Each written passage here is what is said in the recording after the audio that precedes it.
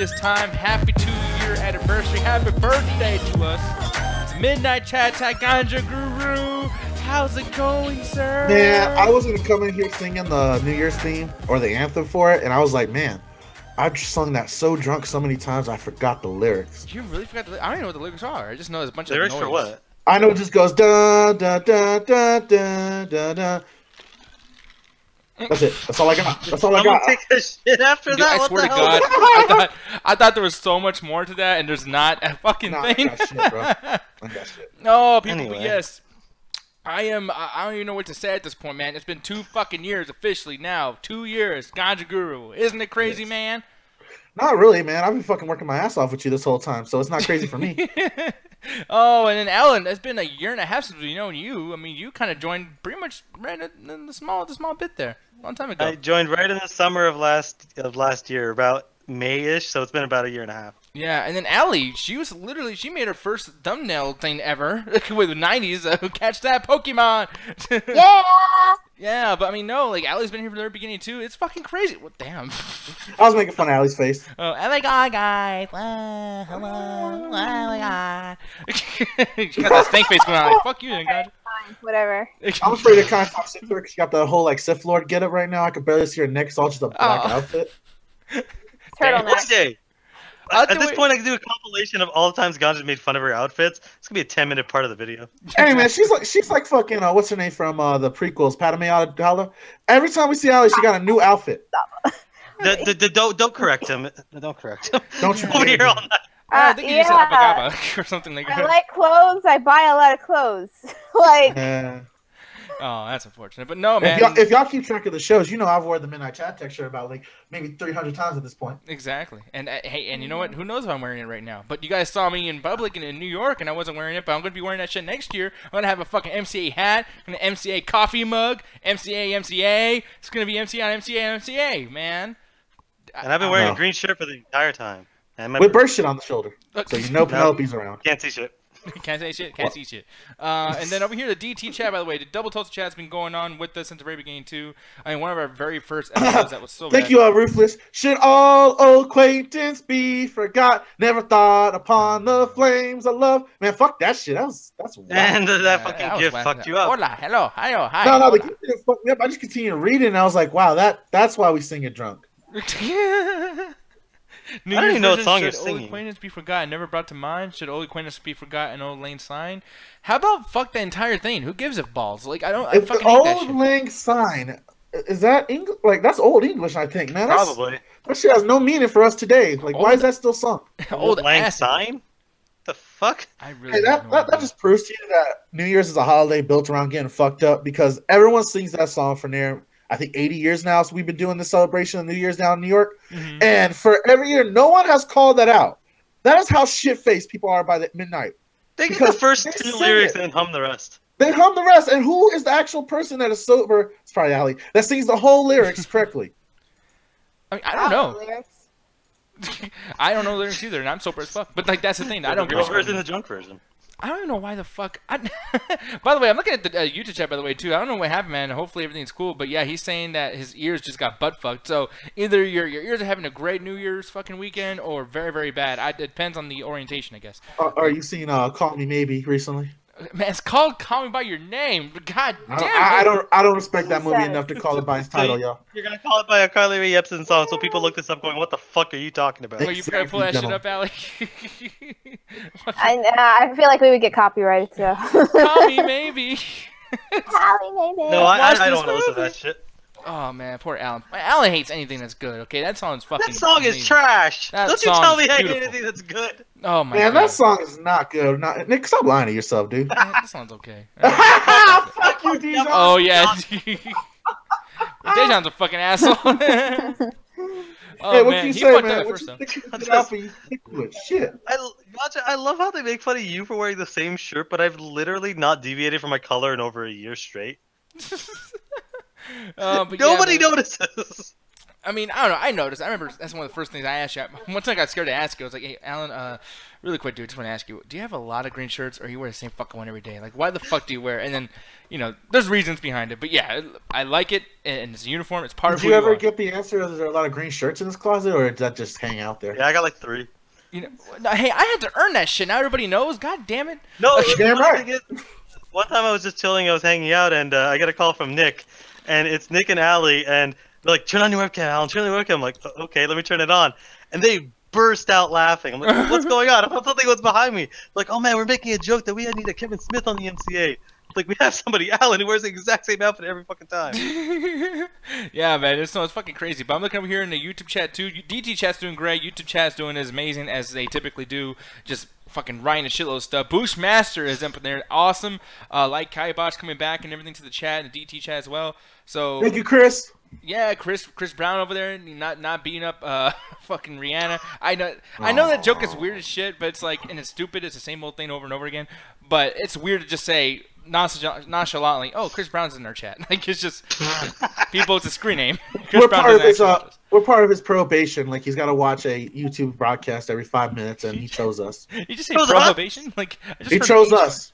He chose us. but people know. But it's a midnight chat attack. Tonight we're doing, as you can see on the side of the screen over here, we're doing our top 10 best movies of the year 2017 and our top 10 worst of the movies of the year 2017. And I will say that if you guys did not like our video game stuff because you thought it was a little bit contrary to what you were thinking, maybe a very contrarian list in general, we ain't no Will Valley.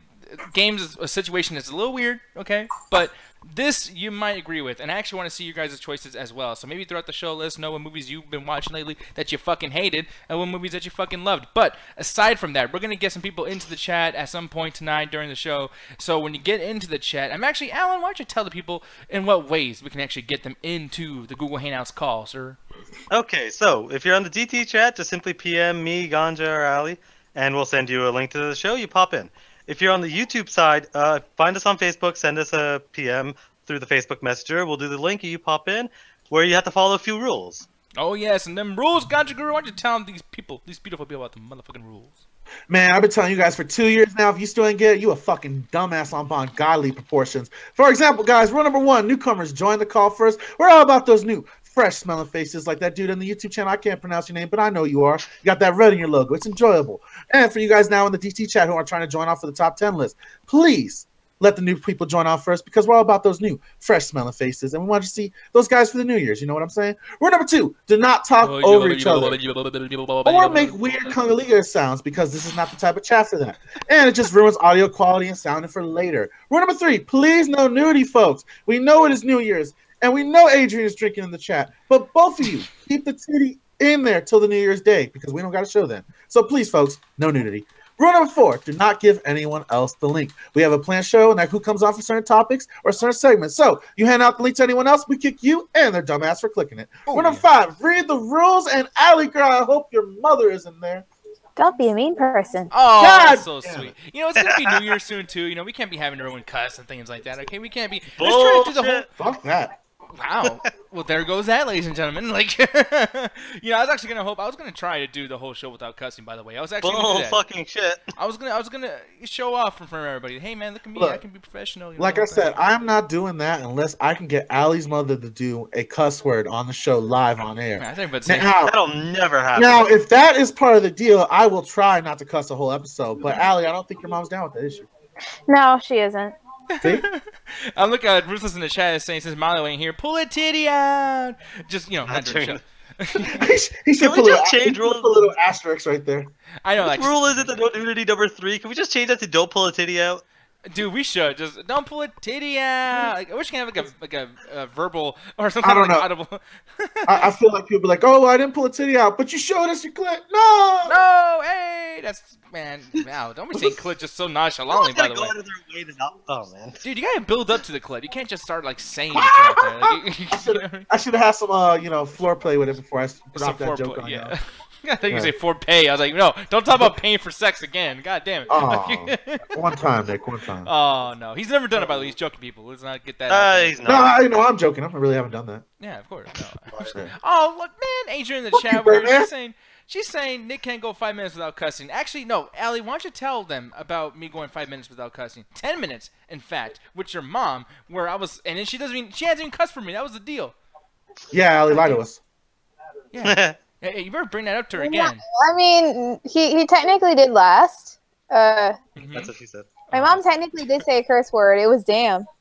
That damn does not count, man. That does not count. Man, Damn is in the Bible. The damn is in the Bible. Nah, son. Nah, like that wasn't even a trial, man, because I came in there for like a minute and a half and I almost made you call me a son of a bitch. You would not have lasted 10 minutes if I was there. By the way, too, the DT chat over here, Ruth is actually saying, "Oh shit, you should totally interview a prostitute on the air." I would love to say that. Sean, I'm sorry I laughed over what you were saying, Nick, but that totally caught me off guard. Okay, but it's $50 extra for pay. Oh, for pay. I don't actually no, Milo's in the chat over here too. Marcus Kilgore's in the chat as well. I'm seeing a lot of people come in here and not. Milo, you're fucking creepy, dude. You just say pull out the titty, you show up like a shit, titty. he said my name. I know, We said it 3 times. We actually said titty 3 times, like 3 titties, and he just came out. But anyways, yeah, DT chat, Double Toasted chat. I want you guys. The whole idea of attack the chat is I want you two chats to attack each other, and whoever's saying the best shit, I'm gonna be going over here to the DT. See, Kendrick Lamar, fuck that. We're gonna go over here to the DT chat, or YouTube chat. What were you saying, Alan? I'm sorry, I interrupted you, sir. Oh no, just reading out the chat. Chris Brown saying "damn" is a 1930s cuss word. Yeah, exactly. Allie, damn it, tell your mom that shit. Jesus. She owes me a cuss word. I swear to God, man. That's some bullshit. Oh, trust me, you keep saying that, she'll give you a fucking cuss word. Oh, yes, you will. God She damn it. strangles you, dumbass. You motherfucker. But anyway, people, so as you see on the topics over here on the side, we have a little couple of things to talk about really quick. And one thing I want to discuss very, very quick, won't be a long subject over here because I don't give a fuck. But Wonder Woman finally meets her father, DC's new Zeus. Now, I'm kind of curious. I was surprised that we're still doing things like in the universe of DC Comics that we haven't already like seen or heard or read before. Isn't it kind of weird that Wonder Woman's still finding shit out about her like history and origins and everything? Like, Allie, did you know anything about this at all? Or? Yeah, I knew about there are different types of origins that Wonder Woman has. Yeah, I know one is that Zeus is her father. There's another that like Zeus like gave power to Hippolyta when she sculpted Diana from clay. But yeah, this version is in the movie where like Zeus is her father and she's a demigod anyway. So well, God, I don't know how it works. Yeah, but I mean, you can see by the whip she has. It's like it's electrical. It's Electro or whatever the fuck shit. Like no, that's Zeus. It's a Greek god. Like they call them old gods only because of age, but that is straight Zeus with his electric powers. Exactly right. Yeah. I mean, is this something that's kind of interesting to you at all? The fact that, because I mean, this is like a big story apparently, and I'm surprised that was a big story, and I'm surprised that she's still doing stuff like this. Like, how do you feel about this in general, man? Like, is this interesting? Is this bad? Is this like, we already knew that? I thought she already did meet him, but I guess not. So I'm like, well, yeah, it was bound to happen, one day. So no, I'm not surprised. Yeah, I mean, and I'm not really surprised either. I mean, obviously these characters always have to meet their mom or dad or whatever the case may be. Alan, I'm actually curious, man. Is there any superheroes that you want, like you already, because most superheroes we know a ton of their origins already. Is there any superheroes that you wish you knew more of their origin? Like something's like, you know what, dig deeper in. I want more shit. That's the thing. I'm always kind of the opposite with origin. Like, I'd rather just because we see so many of that. Like that's always the next movie where it's like, now we gotta discover where it all went. It's like, I feel that if we see that so often, it becomes so formulaic. Because like I don't want this to be a situation in which it's like Batman Begins or something where it's like we have to kind of tell the whole story of how she became her. It's like it's more interesting just to have it integrated into the further plot. So it's like as far as any superheroes, I would actually like to see their origins. Just more of the Hulk, because he's my favorite Marvel hero. So I would just kind of want to see like because a lot of why he is how he is because of how his father and his parents treated him. So I just want to see like how did that psychology make the Hulk, So that'd be like what I kind of want to see. Me too, in a sense. And Ganja, how about you, man?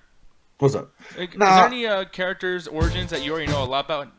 What shit? Damn, I hear that nice little music playing over there. I don't know what the fuck that was. I don't know what that was. Is you playing in your head? Are you lost our mind? I don't know. Maybe I'm crazy. Anyways. No, I don't.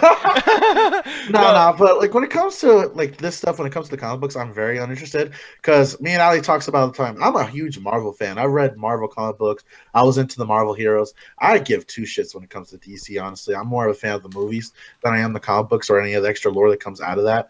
Or even even the cartoons. Like I'd even fuck around with Young Justice, so I hung out with Alan and Anthony, who was our older co-host a long time ago, and that's one of the things that I kind of stand out with me is I was never really into a lot of the DC heroes because I felt like they were too much like Greek gods, and that turned me off because they had no humanity, and I always felt that Marvel was more superior in that sense. They had more grounded stories, and I felt more connected to these people because they were flawed. Whereas when you get these people that are like, Wonder Woman, Batman and Superman, a lot of times throughout these stories, unless it's like some other character, like some other creator, not character, like Alan Moore or someone else who tends to make them more darker, more down to earth, like Christopher Nolan with his Batman films, a lot of times it feels too much like a superhero reel from like the 1930s, where the good's always gonna good's always gonna lose.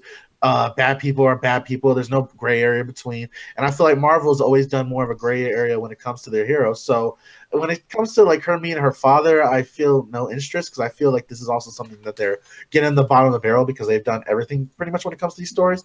And I'm pretty sure more than likely she's already met her father in some other stories or some other callbacks.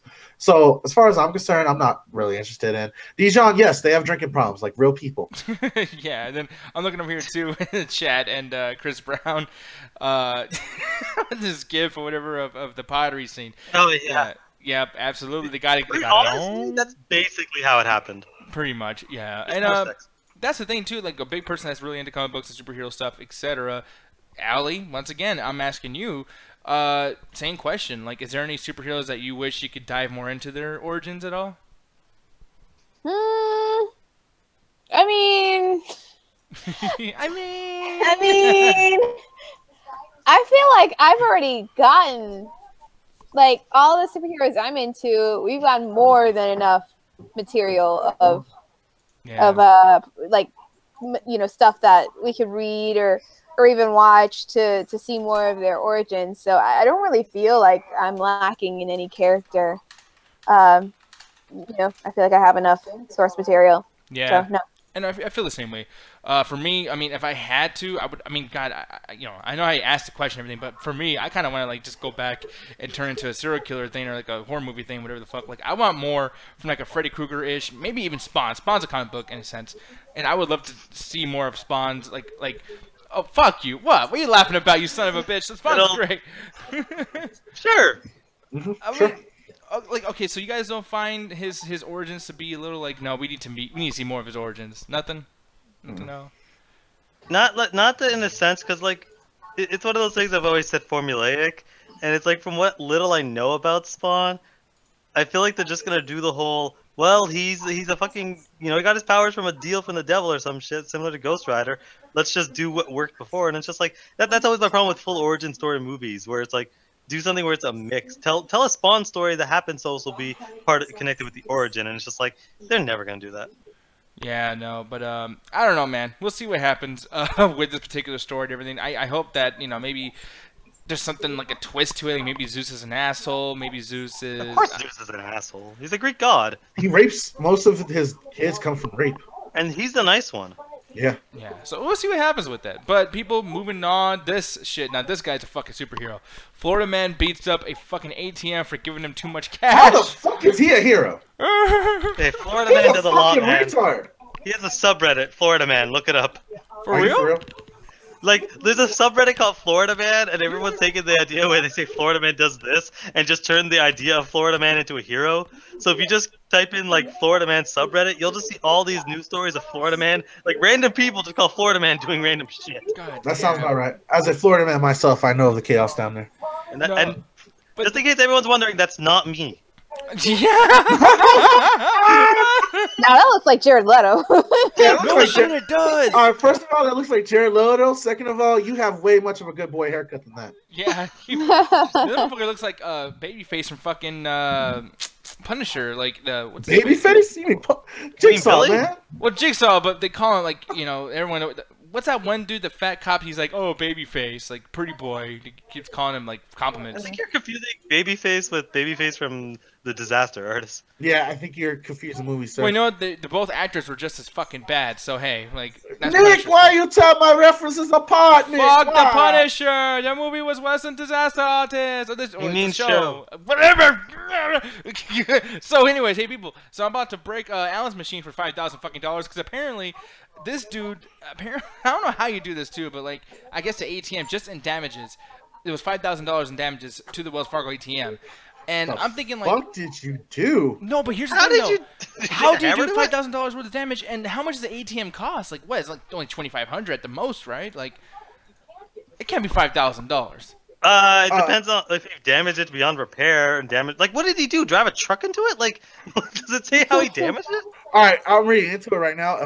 He said he punched it. So unless he's got the power of One Punch Man and he hit that shit through the bank and cleared it afterward, yeah, I think he's getting charged extra because the bank's like, you want to break our machine?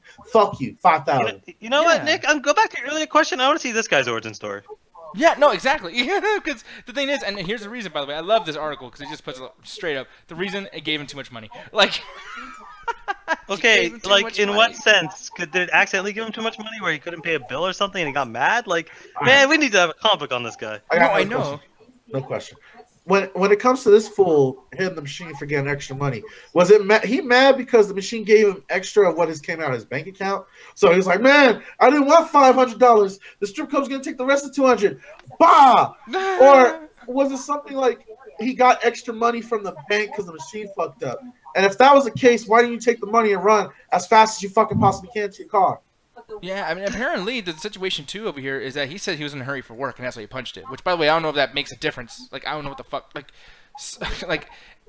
I don't know. Like, I'm in a hurry for work. It gave me too much money. Pow! It's like if it gave you extra money, then you should be better and like, you know, spend that extra money to get to work faster. Like, I don't know. This is fucked up because I'm about to ask another question. What's up? He did this in broad daylight in front of everybody in the bank.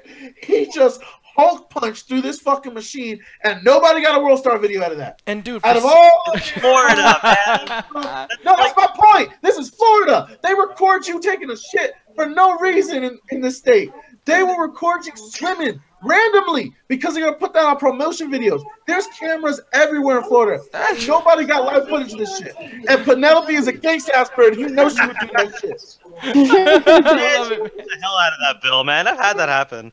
Yeah, I mean, is there any reason? I mean, we'll get into the reason because I guess some people are understanding. Skull is in the chat saying he understands to an extent. But Allie, I want to ask you, like, can you see a reason for him to actually destroy a fucking ATM? Like, if you were his lawyer, what would you say? I'm really confused. Like, why would he beat up an ATM for like more cash coming out? I've been like, okay, well, thank you, and I'll just be on my day. Like, oh, and it gets better though. It gets better. I'm gonna ask you guys a question. Now, I'm gonna start with you too, Allie. But I'm gonna ask this question really quick. For some reason, this took 3 weeks for them to figure out like that this happened. What? It was a 3-week investigation, y'all. 3 fucking weeks. So, with that said, a waste of money. Yeah, and I'm thinking like, okay, so Allie, I mean, you seem not to be defensive to Ganja, Alan, and myself here, but like you, why do you think need to be investigated? Like, I think it's pretty simple. I mean, nothing. I got nothing. Did they not find him? Like, did he punch and get away? Yeah. Don't they have a camera on the ATM? He punched it. Yeah, he punched that too. Maybe that was part of the $5,000. He punched it and then gouged his eyes out and shit. I know. 28 days later, fucking attack and shit. And fucking crazy. No, man, this is ridiculous. I really like this, by the way, too. I scrolled down the page, and then it just shows, like, anger management, like, on his face. Like, that is so rude. God damn. Also, I think that's him, dude. I think that's somebody else. No, I know it is somebody else. It's a different story. But oh, okay, yeah. It just goes right to his sad-ass face, anger management. Like, what's the context there? I don't know. Go back to the story. Oh, no, well, that's the end of the story, man. Like, No, man. No. You go back to that shit. Go to the bottom real quick. He forced a scroll message on the slip of paper and sticked it into the receipt slot. He literally he gave the ATM a message, Nick. I was drunk as fuck. I said he was trying to do the right thing. Like, he's like, oh no, I don't know what to do. They're giving me too much money. Okay, let me just try to hit it. Maybe it'll stop after that. And try to leave a message in a bottle in the ATM machine. He was like, hey guys, sorry, I tried to make it stop, but it didn't work. So, man, yeah. Motherfucker. Did it work? No, you went to jail. What are you talking about? Did it work? But it took 3 weeks to investigate why he would do something so stupid. I don't think he accepted his apology note like when you back into somebody in the mall. It was actually a check too. It was like, I promise it won't bounce. You're the machine. You'll do your thing. Oh my God, people! Fucking ATM machines, man. ATMs matter. But yeah, crazy. This guy's face too. He's like happy. Like, oh no, sorry. I'm so sorry. Please forgive me. Drunk out of his mind. Oh man, dude, that's fucked up. But yeah, people. Aside from being happy about that, being proud of our boy, it is time for our top 10 best fucking movies. Now, Hey. So the thing is, the way we did this with the video game thing is basically I'm the only person who knows what won. Ali doesn't know, Alan doesn't know, Ganja doesn't know. We got all of our ranks and points and all that bullshit together, and to make one compilation of a list. So with that said, we're gonna move on. And I'm gonna ask you guys to guess what you guys think it is, unless you guys don't want to. It's up to you. I don't know, whatever the fuck. But here we go, and I already fucked it up. People, number 10. I wonder what it is. I wonder what it is. 10 best movie of the year. It's actually John Wick 2, and I didn't see this at all, but I mean, hey, Alan, you seem like a person that probably likes this movie a whole fucking lot, dude. Why did you like? I love this. Why? Why? Why did you like? Oh, we're on best, right? You didn't actually Yes. put this on the fucking word. It's okay. I love the shit out of it. I just had a good time with it. It's like, if you're looking for some deep story, it doesn't have that. If you're looking for a long plot, it doesn't fucking have that. If you want some cool action scenes, it has it. It has it throughout the whole fucking movie. And that's really all I wanted. Like, I watched it. There's he kills a lot of dudes in really cool ways. It's a really cool universe. He looks good in a suit doing it. That's the entire plot of the movie. That should not be part of it. He looks good in a fucking suit. He Of course looks good in a fucking suit.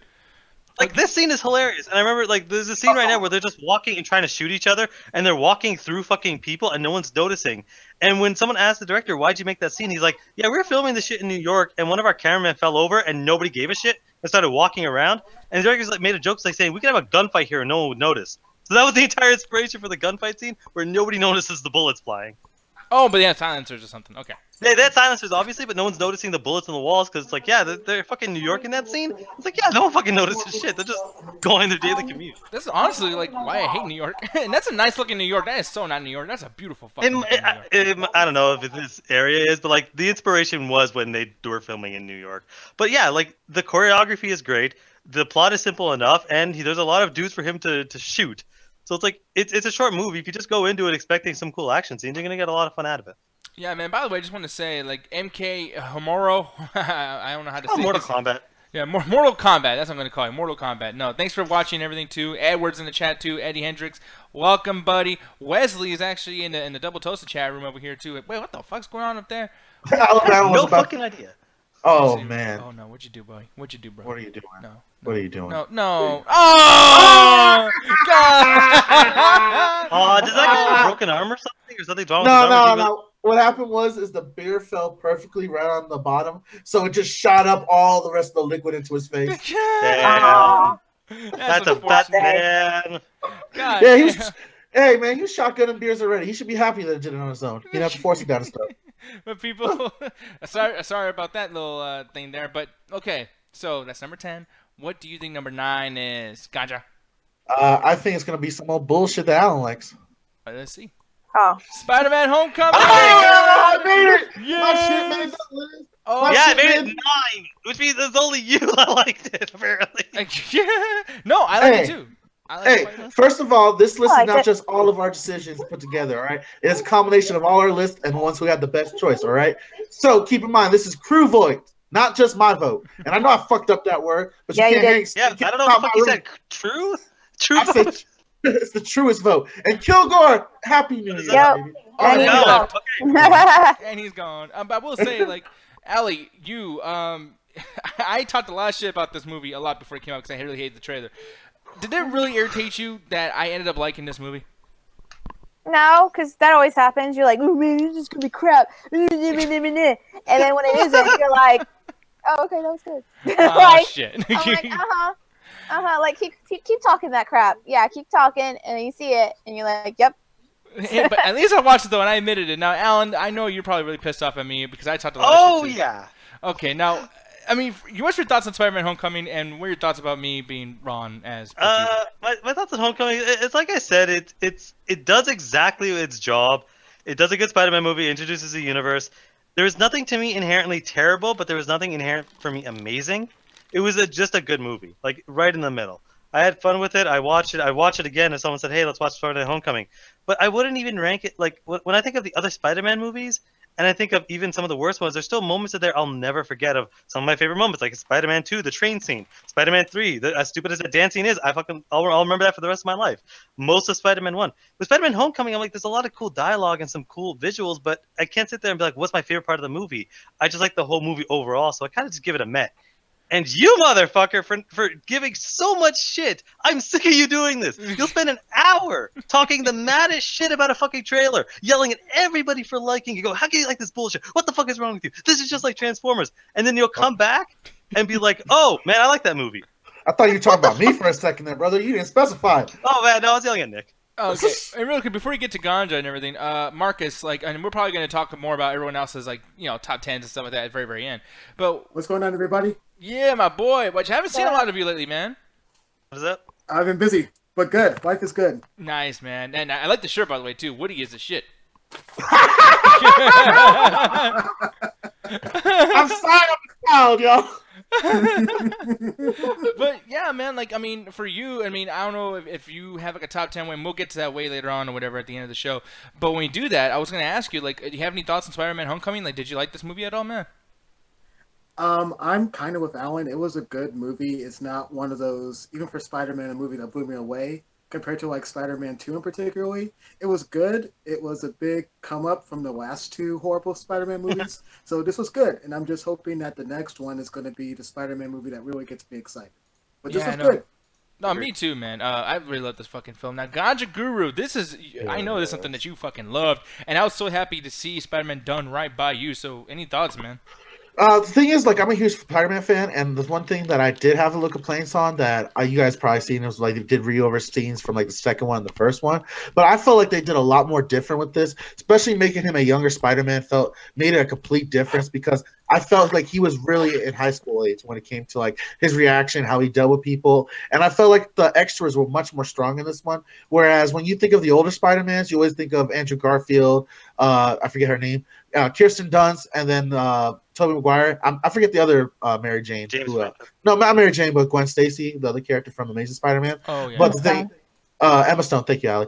And the thing is, a lot of those felt very singular in the story, and you didn't feel like Aunt May, a lot of these other extra characters were really part of the story. They felt more like side characters or side notes to get the plot moving along. Whereas I felt like he was actually in the school, and he was friends with these characters to the point.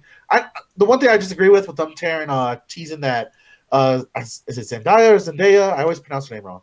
Oh, man, Zendaya. I think it's Zendaya. Zendaya, like her being Mary Jane. I have no problem with them switching her race character because Mary Jane's one of those characters you can easily do that with.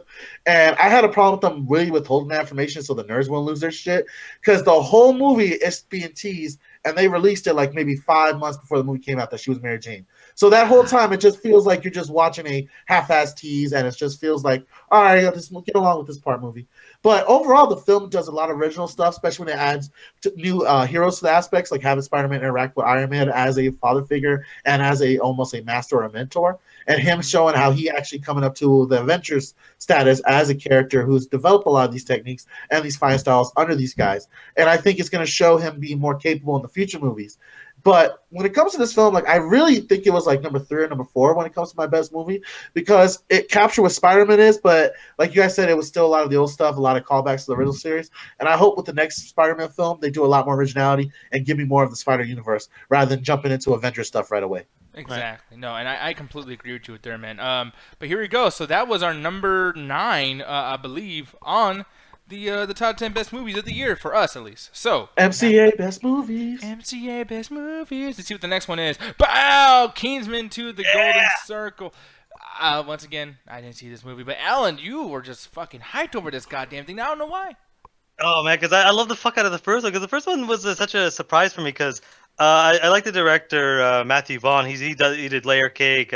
He did the X-Men First Class, and I was always a huge fan of his directing. And he did the first Kick-Ass. So when I heard he was doing Kingsman, I was like, okay, this looks kind of cool. I don't really know what you're doing. There's just guys in suits being the guy. I'm like, okay. So when I saw the first Kingsman, I loved the fuck out of it. I was like, oh man, this is so fucking cool. You have great action choreography, you have great sets, great suits. Everyone is on point and had a cool story, very interesting story that apparently he told me was a ripoff of a Stephen King novel. But Yeah, Sal, I I love believe the it was, yeah. fuck out of it. And when the second one came out, I was kind of nervous because usually Matthew Vaughn's sequels usually suck. Like Kick-Ass 2 was a pile of trash. And I was worried about this was gonna be shit too. But then I saw it, I'm like, wow, you managed to differentiate the fight choreography, and instead of making it like the first one, you actually made it more comic booky. They changed up the camera angles. It feels very stylized, like something from like it feels like almost like the Adam West fighting, but actually like modernized and better choreography. And I just had a great time with it. I felt that the story was passable for what it needed to be, and I think that the action choreography, the universe building, and all the characters were just great in it. Yeah, and Marcus Kilgore, I'm going to go ahead and ask you really quick, man. But do you remember seeing this movie at all, or did you watch this year? Or? I did not get to see Kingsman 2. The reviews didn't really convince me to go, so I haven't really seen it. That's kind of where I was coming from too, because I don't know if any of us watched it in this call. I feel the same thing Kilgore does. Like, I heard the reviews, and I wasn't really a big fan of the first one. I only saw like half of it with my mom back in Florida when I went to go visit the family. But besides that, I had no real interest in this film. So, Alan, I think you're the only one who saw this, and I think this was a petty vote just for you.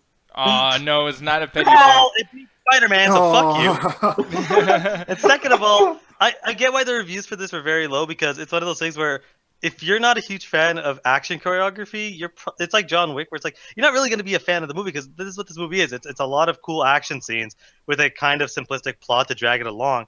And I think what it was is people just weren't a fan of how little the plot was or how long the movie is. This is a really, really long movie. I think it's plus 2 hours.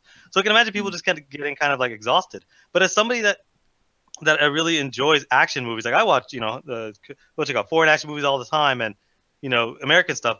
Seeing something this high budget having this good action, I'll watch it again whenever I get a chance. Yeah, man. But no, so that's our number 8. Now let's see what our next one is. Pow! Blade Runner 2049, Hey. sir. I think you just made Kilgore very happy, man. Oh my Really? goodness. Yes. Dude, Marcus, take it away really quick, man. Like, what did you love about this movie? Because I'm about to go off on this shit, but go right ahead, man.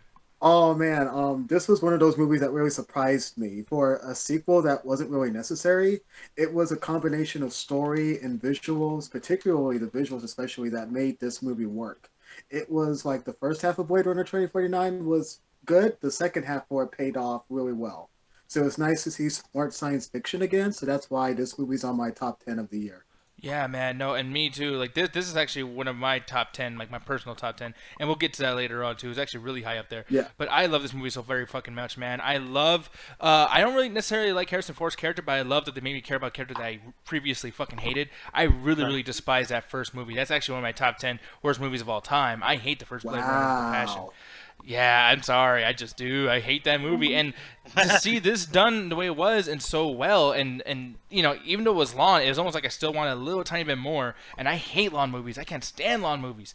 That's kind of why these indie films like fucking Florida Project Project. Like it long, y'all. Not long. I like them nice, and I like them. long. I like them soft too. Be gentle with it.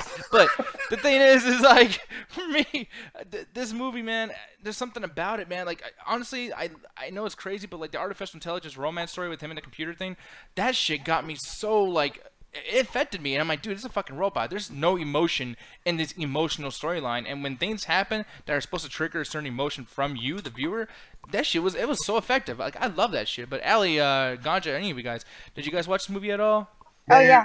Yeah, what'd you All think right, about Ali, it? you talk, Ali, because I avoided this shit after our viewing of the original Blade Oh, Runner. And I was at that first 45 minutes, Kilgore. I know people probably enjoy it and really like it, and they say to watch it a couple more times, but I can't do it. It was way too boring for that first 45 minutes. I was ready to die. But Ali, how about you though? Like, what'd you feel about this? Yeah, when I first watched it, I liked it, but I wasn't like I wasn't crazy about it. But like the more I thought about it afterwards, and especially after I watched the first Blade Runner, I really appreciated this movie a lot more.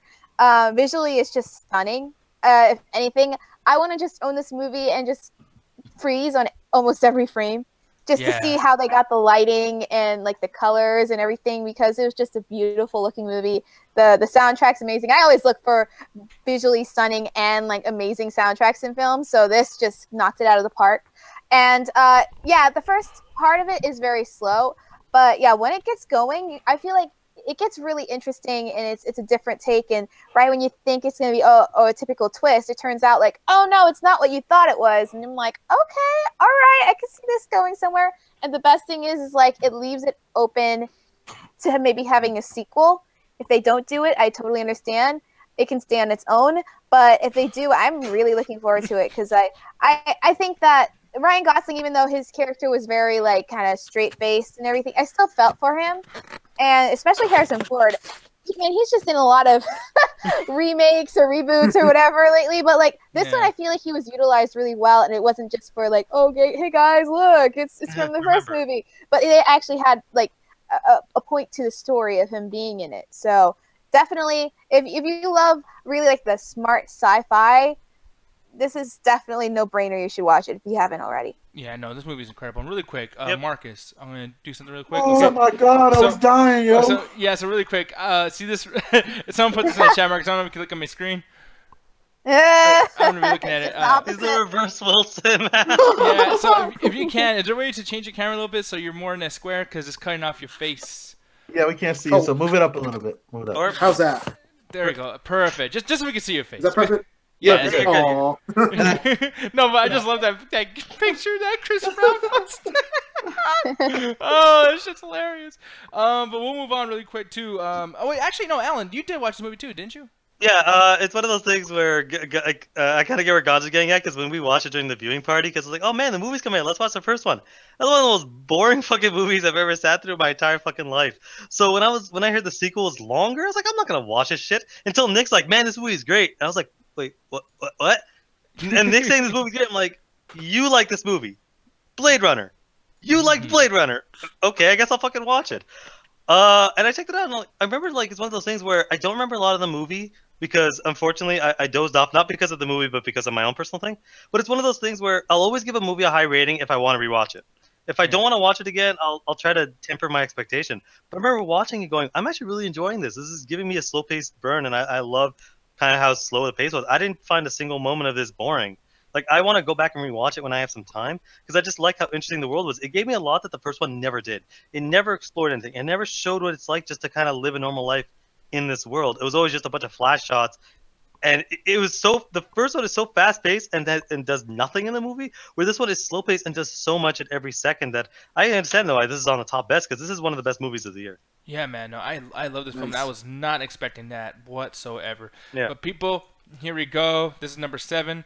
It's time to go down to number 6. What's gonna be number 6? What's gonna be number 6? Boop! Gerald's Game! Yeah! Gerald's Game! Yes! I call it Gerald's Game, and I'll continue to call it Gerald's Game, and you can't stop me.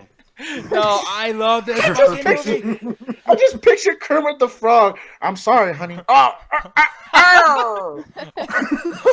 gonna fuck you. Miss Piggy's gotta get out. Someone call SNL. I got a script for them, all right? Man, you gotta get the fuck out of here. You fucking thought I was gonna eat me and everything. Like, fucking Gerald, dude. I really wish Gerald was here for us to just talk shit to him. But the thing is, though, this movie, man, is so fucking good. And I remember our reactions to everything, too. Yeah. Kilgore, we actually didn't watch it with you. I'm kind of curious, man. What'd you feel about Gerald's Game, dude? This is one of the movies that makes Netflix a serious platform. It was a great movie. Cara Drino, whatever her last name is, she gave a fantastic. Yeah, thank you. She gave a fantastic performance. One of my favorite female performances of the year. It was a narrative where it was constant twists and turns, and I didn't see what was coming. This is really one of the best movies of the year. Yeah, man. No, this movie, and like the book was so fucking good too. But like this did something that was different from the book too, just to keep people still like, you know, confused and not able to predict what the fuck was gonna happen. Ganja, you man, I'm actually really curious what you thought, because I don't think you were that excited to watch it, or am I wrong for saying that? The thing was, you told me it was a Stephen King novel, and the problem with Stephen King novels, they're either really good or they're really, really terrible. You either get, you know, it, or, you know, Silence of the Lamb, not Silence of the Lamb, fucking Shining. Thank you, not Shawshank, Shining. Because it's a horror movie, and it does a lot of those Stephen tropes that they're in Maine. It's a regular couple. You know, they always go flashback to a childhood. There's someone that's an alcoholic. There's allegory to her getting beat. He touches on a lot of stuff that Stephen King tends to touch on, but it's very well done. The way they do the aspects of her losing her mind while she's tied to this bed and basically only surviving on water alone for almost, I think, 3 or 4 days she was there. And then her scene of just being so desperate to get out of it and how you don't know when the twists and the turns are coming. And not to spoil it, but that ending is fucking amazing. Oh, God, no. That's a movie that ends good where I'm like, man, now I'm full. Now, Allie, how do you remember? I said shines, my bad. But yeah, Allie, like, how do you feel about this movie? Because I know you were excited and then you were like, screaming. Yeah, man, I do love this movie. It's not my personal top 10 just because it's a movie that I probably will only watch that one time and watch it with all y'all. Because I'm thinking about it right now with the freaking handcuff. And I'm thinking about the scene and having PTSD. Like, I can't. And then with that dude, I'm just like, oh, this is so creepy. Yeah, the Moonlight Man. But like, that's what it's, the Moonlight Man. But that's what the movie should do. It should make you cringe, like in a way. It's like, oh my god, like I feel pain for her. Like her acting's so good in the way that the movie just like the way it's shot. It really makes you feel for her, and you want her to get out of that situation. And it also makes you feel disturbed and really like scared when this thing you don't know if it's real or not is like haunting her at night. And man, that's what the movie set out to do, and it definitely accomplished that because I was creeped out. Oh no, man, it was fucking awful. Like, oh yeah, and our reactions, like, man, I could not sleep. I could not sleep for like 2 hours after I watched that movie.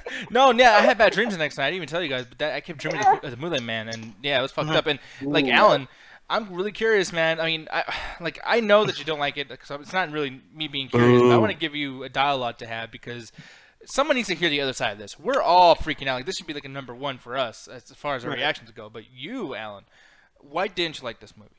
It was weird because it's like I really had zero expectation. It kind of was almost in the same boat as Ganja of like every single Stephen King adaptation has been garbage except for the ones that have come out this year. Mm-hmm. So when I saw the poster, I was like, oh, she's tied to a chair, cool, or tied to a bed. So as we were watching, I'm like, oh, cool. Oh, man, she's going to do this. She's trapped here. I'm like, oh, crap. How would she get out? Like, how would I get out if I was stuck in this situation?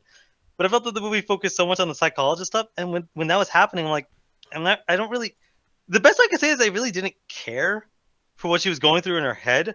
But the few times that she was trying to figure out how to get out, she was, using the cup to cut herself, trying to figure out how to get out of the bed, trying to get out to keys, trying to get help. To me, that was more interesting than the survivor story as opposed to what's going on in her head.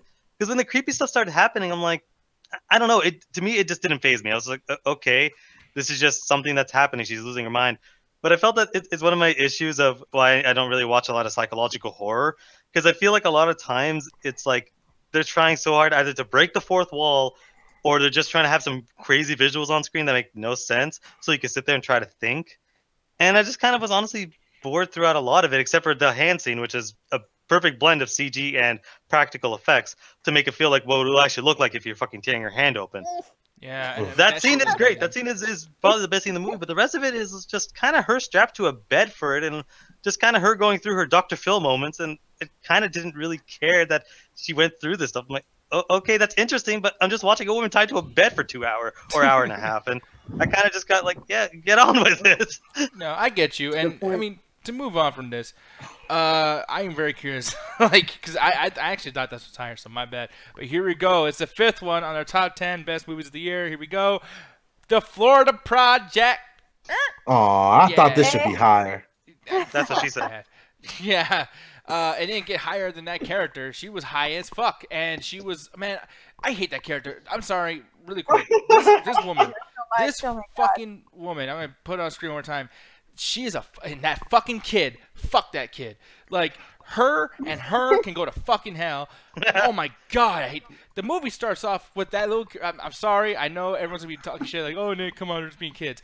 Chat, tell me, what kids do you know that spend their time spitting on the neighbor's fucking vehicle, going and spitting loogies on a fucking window shield, and then and apparently that character was spitting. Apparently you're supposed to feel sorry for that character at the end of the fucking movie. Please explain to me how that fucking works, Ganja. Hey man, like kids do stupid shit. Like I'm with Alan. Kids do stupid shit, man. I remember one time me and my buddy were walking along a road that connects to the highway, and we were like, let's fuck with the drivers, and we threw someone's random hat that they were gonna get rid of.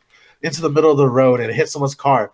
And they chased us for maybe like a couple blocks. So I understand being a dumbass fucking kid. Yeah, Kilgore, I'm one of those assholes that would throw shit off the highway. But the thing is, like, they're stupid kids, first of all, and like what me and Allie were talking about earlier when we watched the film, they're have nothing to do. They're in Orlando where a lot of the stuff is expensive, and if you have a poor family, you're not going to do a lot of the fun shit. The only thing that's free is a park, maybe walking down the street, maybe a few locations. But most of the time, you're just walking around your neighborhood and trying to find shit to do. And they really touch on that, to the fact that everyone lives in this hotel that's basically, it's a hotel, but it's turned into kind of like a unofficial apartment for a few residents. So I guess if you come cool with the landlord and the super who plays by I always forget the actor's name, but he played great. Willem Dafoe. He's the greatest character in this film. He's one of the highlights of the film. If you guys watch this, you're gonna fall in love with Willem Dafoe's character. But they basically open up to people that are stuck in Orlando, trying to find their way, trying to find jobs, or just trying to get out of what little habit there are. And they offer them to stay in the place, like I think over a year. But they touch on it that, like, after a year's up, they have to kick them out, because if not, they become a resident. And they can't allow that to happen, because then they'll lose a certain tax breaks. Because if you know it's something, and they touch upon it a little bit, Orlando is just built on tourism. And a lot of these smaller hotel chains, they're built on a lot of these people that get stuck in Orlando trying to get a job at these parks and stuff, who can't make it, have, like, priors, or they have prior drug abuse that's stopping them from getting jobs there, or they're just having a hard time being in a very competitive industry with a lot of these jobs. So a lot of these people, they either get lost to the wayside, and they touch upon this, that this was a girl who was not somewhat educated. She was just one of those fast girls in Florida that I knew a lot growing up, and they just party a lot, and they had a kid, and they're just trying now to figure out their life and still trying to figure a way to solve it. And a lot of this touches on how, you know, the different economics are with Orlando, which I was fucking surprised. Because I was honest, Nick, when we were going to watch this, Allie, you can vouch for this too. I was ready to hate this fucking film. Yeah, no, you're ready to get mad at this shit. You're just like, what the fuck? Like, you're just not in a mood to deal with this movie, and you know what I mean. So I totally understand where you're coming from, because any movies certainly do fuck that up a lot. But this movie was authentic as shit. Now, Allie, I'm gonna ask you really quick too. What'd you feel about this movie, especially when we first started watching it? Were you kind of turned off by the annoyance of the kids, or how'd you feel? Yeah, I was. I'm just like, okay, you know, there's nothing I hate more than misbehaving kids. And this had them in droves, and I was just like, oh my God. And then the mother was just absolutely awful. But there was just this one scene.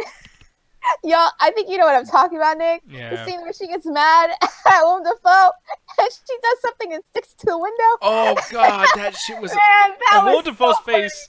He was just like this, because basically what she did, she literally bent over and reached in her panties and pulls out this tampon and just and in the middle of yelling, she's like, "Man, fuck you!" Smacks it against the wall, and that shit against sticks. the wall, and Willem Dafoe is just like, that's fucked up. "You bitch." I'm glad I did not watch this fucking movie. No, you would laugh. Like, at that point, I was like, "Yep, this is great." Yeah, and like I was saying, man, like like for somebody that's actually comes from South Florida, who's been around these areas and knows what it's like when your family's trying to go to Disney on a budget, and you end up staying at these rinky-dink hotels that you're more than sure someone's on room 8 is selling crack out of, which they touch upon that, like people are hooking and selling drugs out of the apartment, and Willem Dafoe has to figure out who's doing that and kicks them out. And it's really a great movie about that. And the main thing is, it like shows how these kids kind of have to find shit to do. And most of the time, because their parents are either working or they're just a deadbeat parent, like the girl you show over here, they kind of just get into trouble and find things to do, to the point, I'm not going to spoil anything, but I'm going to give you a hint. Fire is involved with a certain project. Yeah. And it really shows you how you got to keep track of your kids. You can't just let them run wild. But it also shows you how the system really doesn't care about a lot of people who are in these low-income areas and who are these, you know, kind of quote-unquote poor people that Willem Dafoe, who's a manager, who's, you know, is trying to help a lot of these people out. Yeah. And it touches upon, like, these people don't get taken care of. They're not cared for. And the only time that the government seems to care is when you're fucking up. And they touch all upon that. And that ending, you're going to be conflicted on. You're going to feel it as a beautiful ending and a proper way to end a film. Or, Nick, please present how you react to that. I fucking hated that fucking ending. God damn it. Man, we were cheering like, cut to credits, and we were happy. We were like, yes! And Nick was like, Dude, that pissed me the fuck off. Because the thing is, we've been watching a lot of movies lately, and we just got done watching I, Tonya, 3 Billboards of Ebbing, Missouri, fucking a bunch of movies. Even me, I just got done watching like Suburban Con and Downsizing and all these movies. I've been so happy lately. Even Disaster Artist, I was like, dude, I'm loving all these movies. And then this thing ends. And every movie's been way too fucking long. Lady Bird too, 2-hour fucking long movie about a girl who writes a fucking thing, calls herself Lady Bird, like fuck. And I'm like trying to be cool. I'm trying to like give this shit a chance. And this movie was 2 hours long. And then that ending drove me up the fucking wall. And literally, like this movie, I swear to God, I was like about to get this like a 5 out of 5. I was so happy enjoying this fucking film, and it was up there in my top 10. That ending is literally like I swear to God, I mean, it's a spoiler for later on when we show our personal top 10s later. But yeah, it's literally 10 for me. It was almost not my top 10 over that fucking ending. Because that shit pissed me the fuck off. I've never been that mad over a movie in a long time. Well, holy I was so fuck. happy. I was so happy. I almost want to spoil it for the people. Like, honestly. No, don't do that. Don't do that. Because you guys got to watch this movie. 1, it's a great movie. And 2, I want to see how people react to that ending. Because it really kind of jumps the shark a little bit. But if you're down with the film and down with what they're trying to symbolize, you really enjoy it and you laugh your ass off, or you really appreciate what they're trying to show you, or you end up like Nick and just lose your shit. Oh man, yeah, I lost my shit big time. And that mom, just I hate her. I hate that kid. I hate everybody in it. Best mom ever. God damn. Anyways, people moving on. I mean, if anything, I'll say this: that she did love her kid. She did. She really did. So you know. And this movie does prove, and on the positive side, this movie does prove, like, yeah, like, you know, no matter what kind of person is, like, they love their kids. So, you know, I mean, that's one thing. But here we go with number 4 on our list. Here we go. What is it? Let It Fall, Los Angeles. Damn, I'm surprised I fucking made it. Yeah, well. Thank you. Well, Alan, remember when I said you got a pity vote last time? This is my pity vote. Yeah, but yours is in the top 5. What the fuck? Because I'm better, stronger, and thicker than you in all ways and one. Well, you definitely got the last part right. Shots fired. I just realized how fucked up that sounded. My bad, Alan. I didn't mean. That's fine. You'll fuck up over your sentence in like 10 seconds. No, I know, but man, that shit came out like bad. Like if I said that to you in a bar, we should have threw hands right afterwards. Got you at the knees. No, but yeah, man. Like, why'd you like this movie? Because I mean, just finding a carousel picture for it and everything too. This shit was fucking hard to find. I was like, no, because this is one of those Netflix movies that came out recently, and for a lot of people that don't know, it's basically the true story of what's gone on during the LA riots, and it basically gives you a lot of background knowledge of like what was going on in Compton, Watts, and a lot of the surrounding areas with police brutality and just how the whites basically treated, you know, the minority class. And it basically builds up to all these other smaller riots that occurred in the 60s and 70s, and just showing like how this abuse kind of continued. A lot of it wasn't stopped. No one was being called out. And it shows you and ends finally with the Rodney King thing as the final blow up.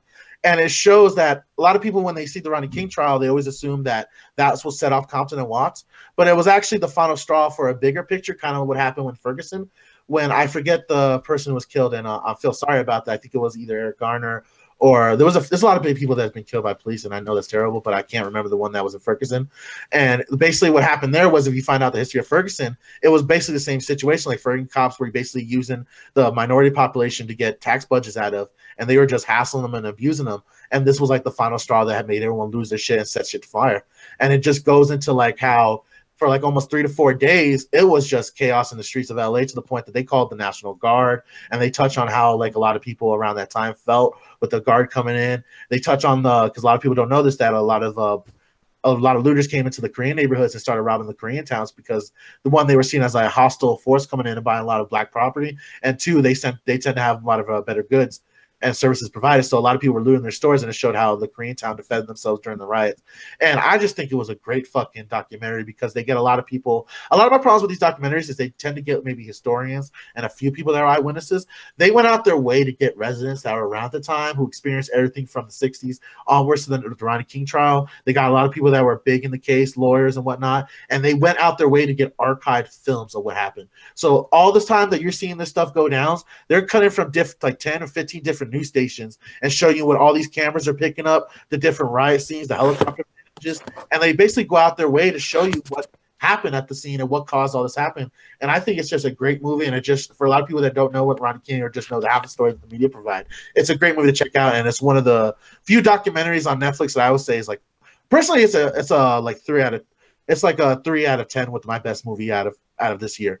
Yeah, and really quick, so, yeah, by the way, this is number 4. Now, the thing is, we're dropping frames, apparently. So, what I'm going to do, I'm going to pull up the next... I know, no!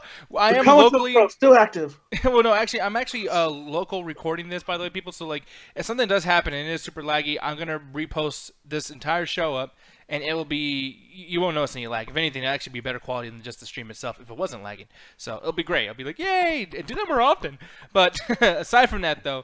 What we're going to be doing is I'm going to show the next movie, and the next movie you guys can talk while I go and try to fix it in the other end, because I might have to be it might have something to do with outside my room. So, next up, let's see what it is. It, the movie It. What is it? Yes. So I will be right back. Y'all go ahead, but I love this fucking movie. Take it away, y'all. All right, Ali. Since you were celebrating the fucking hardest, why it? It's because it is one of the few adaptations of Stephen King that's actually incredibly good. The kids, I think, are all extremely charismatic and have great chemistry and great acting, and you really feel the camaraderie between all of them, and you really want them to get out of that situation and to, you know, make it through. And also Pennywise is freaking frightening, and they just have some really cool, I think, more interesting like horror elements than like your typical horror movie, and it mixes in a lot of humor, which actually again makes you feel more for the main characters, and I think it makes the scary parts even more scarier because you're kind of like already like, oh, okay, my guard is down, and then all of a sudden crap, like something happens. But you know, this is just, I think, a great like fun film to watch. It's not even it's not, I would say, scary, but it's just really a lot of fun. It's a great adventure film. It's a great coming of age story. And man, yeah, this is like one of my high top 10 because it's just amazing. Nice, nice. So I am back, by the way, too. People keep letting me know if it's lagging. If they're saying it's been going on for a little bit, but it might be chilling out now. He just went and just knocked out his little cousin because he was using the internet. No. I Motherfucker, I am streaming. You will know who the boss is. No, I had to go and turn off every device in the house with that stuff. But either way, though, yeah, like it. I don't know how long ago to talk about that, but yeah, no, but I mean, like Alan, and actually you too, Ganja, because you were just like, well, why? I felt because one, I really did appreciate it. I think I even gave it a pretty pleasant review. I gave it a full price, or either had my name. I don't remember because it was a couple months ago. And you guys know I do a lot of drugs in between that time. But really, the thing is, like, what I remember from it is like I enjoyed it, and I like the idea of what was going on. The fact that they made the Stephen King movie even better than what the original series was, because I was worried that they were going to fuck it up and do something like a Friday the 13th or the new Freddy Krueger, and basically do the best highlight videos from all the movies and just throw the rest out the way. They actually did a lot of original stuff. They actually built up a lot of characters and did personal stuff. And from what I hear, they actually did a lot of stuff from the book, which I appreciated, and added stuff that makes more context, and they made it a little bit based. And I think it was still the 80s, but they felt like it was modern times with the way how the kids react to one another. It didn't feel like they were like some 50s cutout of what you would see like from a Leave It a Beaver commercial or like some other bullshit like that. But the thing is, like, what it is, I kind of don't really enjoy a lot of these horror movies. It's a little bit personal thing of mine, so I have a hard time getting scared. And the only time I jumped was when I think it's not a spoil at this point because we all know the character dies. If you know anything about the series, Georgie gets got, and I feel like it was the only scary part that I felt. As the rest of it is like, all right, I feel like I'm watching this, coming together story. I'm liking the dialogue among the kids. But besides that, there was nothing really to me gave like, oh my God, I can't believe I just saw the remake of It. That shit was fire. Yo, Alan, you must go see it now. It wasn't something like that. It was like, yo, if you want to go see it, I enjoyed it. You have a fun time. So that's why I said it was either full price or matinee. For it to be this low on the greatest of our decision, I think Alan and Allie cheated. No, well, the thing that... Wait, what? No, I think what it is like we all voted, and that's the biggest thing, because I don't think it was anywhere near my top favorite movies, but at the same time, it's like we all enjoyed it, and that's something that we can all agree on. Usually, like, me and Alan have completely separate ideas on what something is quality-wise, things like that. I usually like the things, and Nick usually hates the things. Yeah. But this is a situation where it's just like, yeah, it was just great all around the board. Kaibosh is in the house. How you doing, man? What's up? How you doing? Yes. Hiding in the shadows. I'm about to call you Brother Darkness. I can't see shit. Man, it actually kind of looks cool in the thing here. It's like we're about to get captured by some kind of like horror movie villain. All I see is one eye looking at me, so I know he's like half of his face is in the shadows. Oh, he's in witness Like he's a protection, guys, Sith man. Lord or something. Darkness rises. Man, this ain't regular darkness. This is like black hole shit, bro. Nah, man, he's in witness protection, man. No, but Hey, man, I knew you were gonna be a cop, but you don't have to take going to the feds too far that you now under witness protection, man. Actually, I'm a PI now. Ooh, Man. you're gonna get your ass now, Ganja. Did I mention that I work for the church? Don't ask too many questions about that church, though. It's the church of what's happening now. It's a great church. It's Pentecostal. Yeah, but no, man. Like, I mean, is your light bill off or something? Like, what happened? I just turned off the lights. He's No. gonna solve the mystery of the light bill. He's like, if you talking shit on trying to fill lights next, motherfucker. No, but, did you watch it at all, dude? Like, what'd you feel about this movie if you had watched it? Oh yeah, I watched it. I watched what'd it you with think, dude? Maggie. It was awesome. I thought it was pretty good. Before that, we saw the original It, and you know, I felt about the same with that. I'm glad that they cut out all the flashbacks, or rather, they cut out the parts where they were adults. Yeah. And just sticking to the story of how they went through this when they were children. I thought that was pretty cool. No, I thought that was great. I thought that was a great idea for them to do that because, for me, that was the weakest shit in those TV movies. So I'm just glad they didn't go that route with this. But moving on, though, man. And I'm really glad that it actually made it high. I mean, It is what it is. But here we go. Number 2. Do you want to make a guess on what one of our top 2 best movies is, Ganja? Planet of the Apes. Disaster Artist. Damn, that made it up there? Yes. Oh, and I'm even getting a nod from Marcus. That's awesome. No, have you seen? Wait, I haven't seen it. So. Oh, okay. He was like, "Oh yeah, of course." The motherfucker said, "Yeah."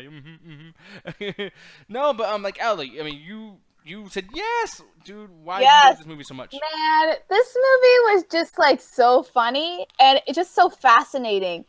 Like Nick was going into this wanting to hate it, and he found himself like so interested in like what goes on behind the scenes because that's just so much more interesting than the actual movie.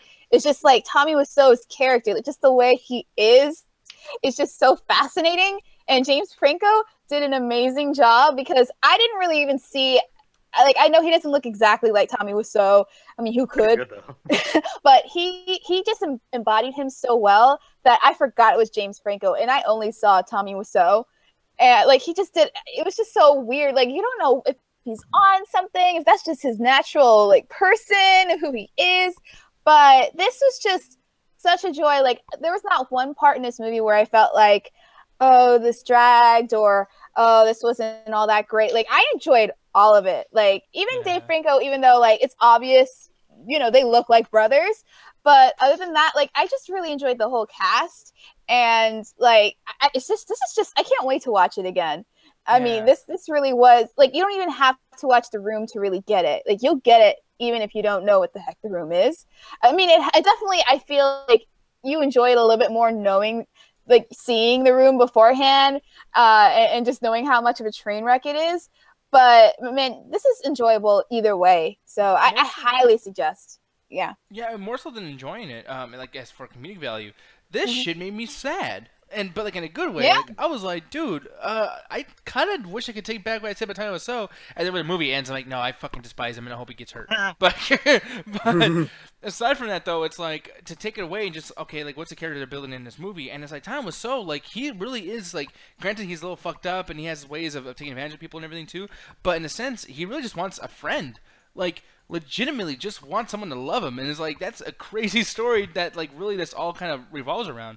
This dude had no friends in the beginning of this movie. He did whatever he could to fucking help Greg Cesaro, whatever the fuck his name is. Like there's all this shit going on, and I'm like, dude, like I love this character even though he's a fucking villain. Like it's very rare that you have somebody that works as a protagonist and an antagonist too. And Tommy Wiseau, I don't know how to feel about him. At the end of the movie, I'm cheering for him. I'm feeling bad for him.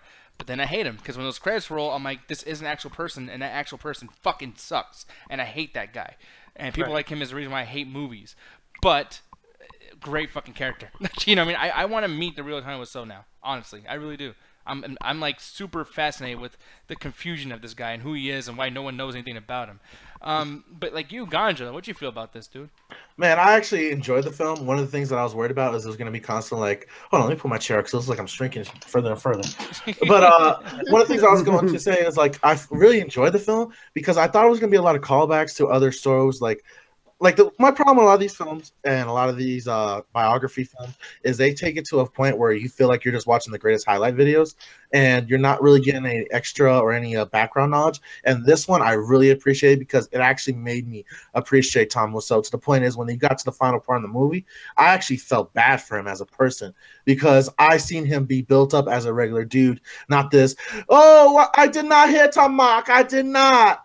Oh, yeah, there's a person behind that. Yeah, there's a real person behind that, and that made me feel bad, and it kind of shed the light on us a little bit as an audience who was just making fun of this dude and just tearing apart and kind of saying like, yeah, you guys are kind of assholes, but you're also lucky he took part in that fun because he goes around and just takes advantage of it, and that's something I could really appreciate is like he's somebody that didn't brush away a bad film. He embraced it right away, and I'm probably spoiling a little bit, but the point is, it really showed Tom Wiseau as a person. And I was afraid they were going to show me Tom Wiseau, the character from The Room. And that's not what I got. And I really appreciate that as a film goer. Not to mention all the jokes were on point. I think Seth Rogen, for those small parts, he is basically the reaction of all the audience members that are actually trying to think what's going on. Because his comebacks and his dialogue, I don't know if it's from the book or not, or it's based off of the character actually said, but I feel like it's what the audience reacts half the time because he just says some shit. Like, he would have been fired if he really said that around Tom Wiseau. And one thing I hugely realized throughout this film, it is me and Alan's fucking friendship. Pretty much. Yeah. It was Yeah. The whole time we were just like, oh my god, this is Alan and Ganja. I am his Tom Wiseau and he is my Matt.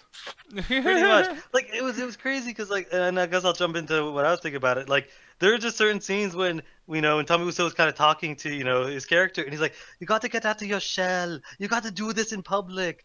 And I remember God saying the same shit to me, and I'm going, "Man, why am I not to sound familiar?" But it's one of those things like you see Tommy Wiseau's entire thing is he kind of doesn't care. He's for him he's always on. He's never off. He's never like, "Oh, I gotta put on a show." He is always 100% him. And that's what they kind of show throughout this. Like from the start to the end of the movie, he is always 100% on point.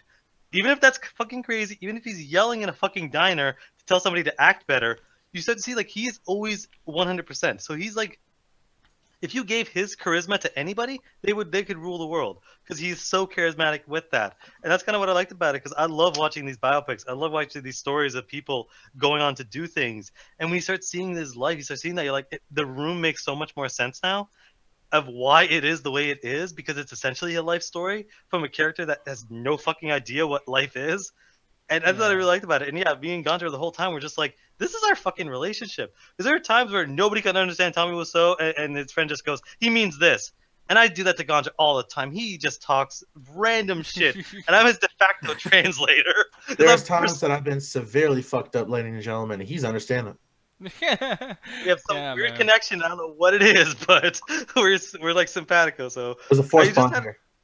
Yeah, but you didn't mention what what Nick said. It's like you start to kind of feel bad for him because I always felt a little bad for him because I always felt like he had some sort of mental issue because he clearly didn't have any idea what was going on about anything. So he just did what he felt was right.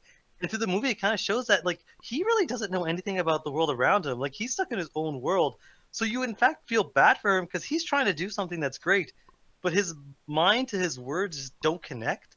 So when you see this wreck, you're like, it makes so much sense now. The movie makes sense of why it is the way it is. And I can get how people are defending that he did that on purpose because, honestly, it feels like he did The Room on purpose, not in the way that anyone can say this is a good movie, but it is a pile of shit because he directed it the way he wanted to direct it, and it inevitably came out as a pile of crap. Yeah, but it's his pile of crap, and that's the big thing that's like so weird about it. But like, and he owns it. Yeah, like, and then one thing I will say, like this review right now that we're doing, this is dedicated to Julian because one thing I want to say really quick too. Oh, I'll picture a picture of him. He actually heard the review. If you go to the Double Toasted.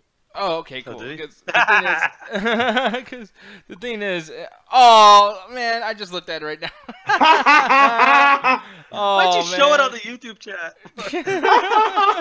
Julian is a very happy duck right now. Oh yes, he is.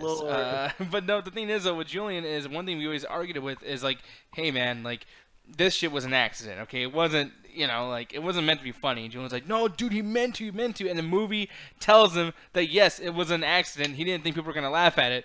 And I was like, yes, fuck you, Julian. So, like, Julian, dude, when you see this, I'm telling you, dude, like, that ending of the movie, like, that's what I've been trying to tell you this whole fucking time, man. And you were right, though. I was wrong. Disaster artist. Yes, Allie, you were right, too, and I was wrong. Fucking, the movie was As great. per usual, with Now, the Allie- second time, by the way, second time on this fucking countdown, this guy has cussed out the world for liking this shit. You probably heard it on the show. I'm sure he's bitched about it there, and then comes back and goes, "I liked it." I'm sorry. Oh, I get that. God damn it. But people know. So that's our number 2. Now it's time for our number 1. Ganja, you want to guess what this is, sir? I'm gonna guess it's Thor Ragnarok. Oh, fuck you, motherfucker. Here we go. What? How dare you? Scon. King Kong! Scon. Oh, Scon. Shit on me! Yes! Oh, my God. I love I'm this so movie. I love this fucking movie so much. Me too. Number 1 for me. I love this fucking movie. I am obsessed with this fucking movie. It was awesome. God damn, this movie's so good. And Allie, what's up with that face? What the fuck is wrong with it's you? not my favorite, Ernie. Don't call me by your name or whatever. Descent, Allie, descent! It's not enough artistic for me. I did not cleanse my palate. Stop it. It did not feel bougie enough. Some of and my it did not make me movies feel are not bad even enough. art films, so stop it. Tell that to the fucking movie list y'all were watching last night. Hey, I'm gonna let you know right now. We watched a lot of art films. Like maybe 5 out of the rest of the movies we watched were art films. None of that shit got on the best of list. Yep, that's true. Oh. We've been watching a lot. And the thing is, the thing about this Florida movie, Project. Shoot. Yeah, that's the one. man, yeah, no, fuck Florida Project, because It made it on the best list, which No. means most of y'all have to like it I because I love didn't that fucking... movie. What the heck? You just hate the ending, Nikki. I hate the ending, but this movie has a great ending. This movie is a movie that you can watch and enjoy the beginning, the middle, the end. No fucking kids. No stupid fucking hooker, non-hooker fucking bitch mom who's fucking walking around bothering everybody. Like, no, man. This movie is a gorilla saying, fuck helicopters, and it's just fucking destroying everything. God, I love this film. Even the Steiner was good, unlike fucking damn Spider-Man Homecoming Steiner. But this shit is incredible. Fuck you, too. It was great. I was freaking out in the God. theater, man. I love that stinger because it's like it starts off with I'm gonna call him Loki because I can't remember. I keep forgetting his name. Tom Hiddleston. He's just like, so you joined the movie? And we're like, yeah, we're enjoying it. You're sitting there in the dark theater. I'm like, yeah, we're sitting. Are you talking to us, motherfucker? Yeah. And then it just goes through, and it's just like it's building this fucking universe, and I love cinematic universes. That's always been something I enjoyed, and they're building that these monsters have always been around, but people don't believe the people that are seeing this, and then you also have it so that they're living in places where people can't get to. So Yeah. it makes sense that these giant things are hidden, and there's this whole universe ready to explore. Yeah, and then the whole, like, the Godzilla thing. Like, yes, it's been a while. I'm going to spoil that shit. Yes, the Godzilla roar at the fucking end. And I'm That's like, yes, it's going to happen. And I'm so fucking happy. And fucking Allie in the chat, this ain't my list. This ain't Back my me list. away. No, but like, Kilgore, like, did you see Consko Island, man? No, boo! No! Yeah, No, that's- I like this. This was a fun ride, but this on any top 10 list, I wholly disagree. oh, Especially in a man. year when you have War for the Planet of the Apes come out. Thank This you. is just a fun Thank ride. you. Thank you. After that fucking second one, I'm not watching another Planet of the Apes movie. Allie, don't betray us. This movie for me is like a high rental at best. It was just a fun ride, and that's all that it was for me.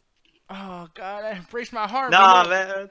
I will Like- see. I didn't get to watch Get Out or War for the Planet of the Apes. I don't think anyone got to watch Get Out in here, did they? I did. Nice. Hello. I'm sorry, Ganja. How about you, Alan? No, I did I've not been always watch meaning Get to Out. watch it, just haven't had the time. I didn't have enough time. I was telling Cedric in the chat. He's like, man, y'all got Coco. Y'all don't got fucking Get Out. Fuck y'all. I was like, How man, come everyone got a pity a list on the top 10 but me? Huh? You can't It put was- Get Out on there? We would have been. This isn't a top 10 pity list. Yeah, by the way, there was no pity numbers. By the way, they were just saying that You shit. got your pity list and then Ganja got his. How come I couldn't get mine? Allie, I sexism voted. is I didn't real. know we would get on the list at all. Yeah, sexism is real, Nick. I see you. No, I'm in charge of no, this Nick. Coming to you. And they were pitiless, by the way, too, because the reason why those made it is because, like, for one, I don't even know where. Well, we'll see later. Actually, I'm about to show it up on screen about where your Get Out was. But I mean, those movies made it on the list because they were so high. I don't think you actually liked Get Out that much. But that's not even Get Out. I don't know. I don't know where it was at. I have no idea. I'm scared. I don't know. Backpedal, boy. Backpedal. Backpedal. I don't know. No, but the thing is, I love Con Skull Island. So did Alan. So did Ganja. Okay, so that's 3 people I'll fucking for and put that shit up on there. I literally put it like on my number 2nd one, so like it was high up there. Yeah, and it was my number 1 movie of the year. Like that was like. No, like that was the first thing. Like number 1 movie is Kong. Everything else is second. Yeah, I knew right away that was the most easiest to pick. I was like, you know, it has to. Like, there's no way it's not number 1. Like, there's no way. Of course. And I think that was with you too. Man, we got a revolt going on in the fucking DT chat. Oh yeah, they're like, why isn't everyone? Oh, I gotta see this. I gotta see this. Oh no! The DT chat is triggered. Like, it's one of those things where it's like, as he's showing the chat, try to explain. It's like, one of the things about this movie is it does exactly what it needs to do. It has interesting set pieces, interesting action, and it does exactly what it needs to. And it's just a fun fucking ride to enjoy. There's a lot going on in this, and I hate to interrupt you, Alan, but right now Eddie just put in the chat. This is number 1 on the worst top 10 list of all time. Oh, no, but you haters. Godzilla and Nick, you 2 idiots have just made the list. Why Wait, Godzilla? Okay, no, he means Gotcha. I like how they made the list. What the fuck did you call me? Godzilla! I love how he made a list of only Gotcha and Nick, No, and I I'm somehow letting you know right the now. list. I'm letting you know right now, y'all. Next time I come to an anniversary party, I'm coming out to that theme from fucking Redman. Dun dun dun dun.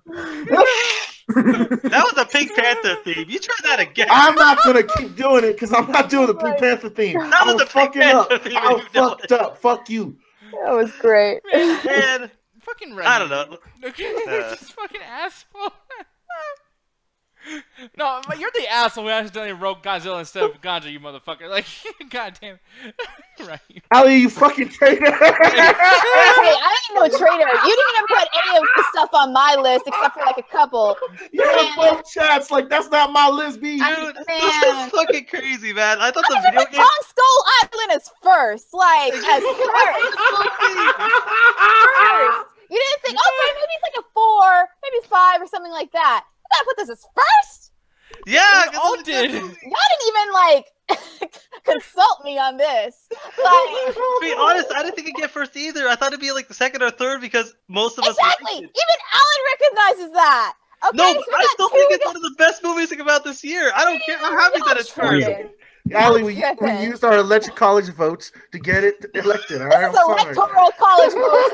Not the popular vote. We are not a democracy. We are a republic. How The dare chat you? doesn't burn us down. One of our co-hosts is joining them. She's leading the revolt. Oh yeah, definitely. Ali's about to be like that girl from BioShock Infinite. What's it, Vox Populi? We're all posing and shit. Oh yeah, I'm Daisy. God damn, dude. I am sorry, but I'm just saying, dude. Everyone voted like that's Ali right now looking at me like, motherfucker, you serious? Oh yeah. Oh yeah, apparently the stream's fucking up again. Sorry, people, but then again, I think we deserve it at this point. Eddie said the stream thinks this is bullshit. They're Yeah, all drink just water yelling content. at us right now. Hey, okay. Despite what's going on right now with the chat, despite going down the charts, at the end of the day, these top 10 lists are just our opinions. You can disagree with it, that's 100% fine. But at the end of it, it's what we feel is the best movie. It might not be your best movie, and if you have a better one, put it in the chat. But this is what we feel is our choices, and we enjoyed the hell out of Skull Island, so fuck y'all.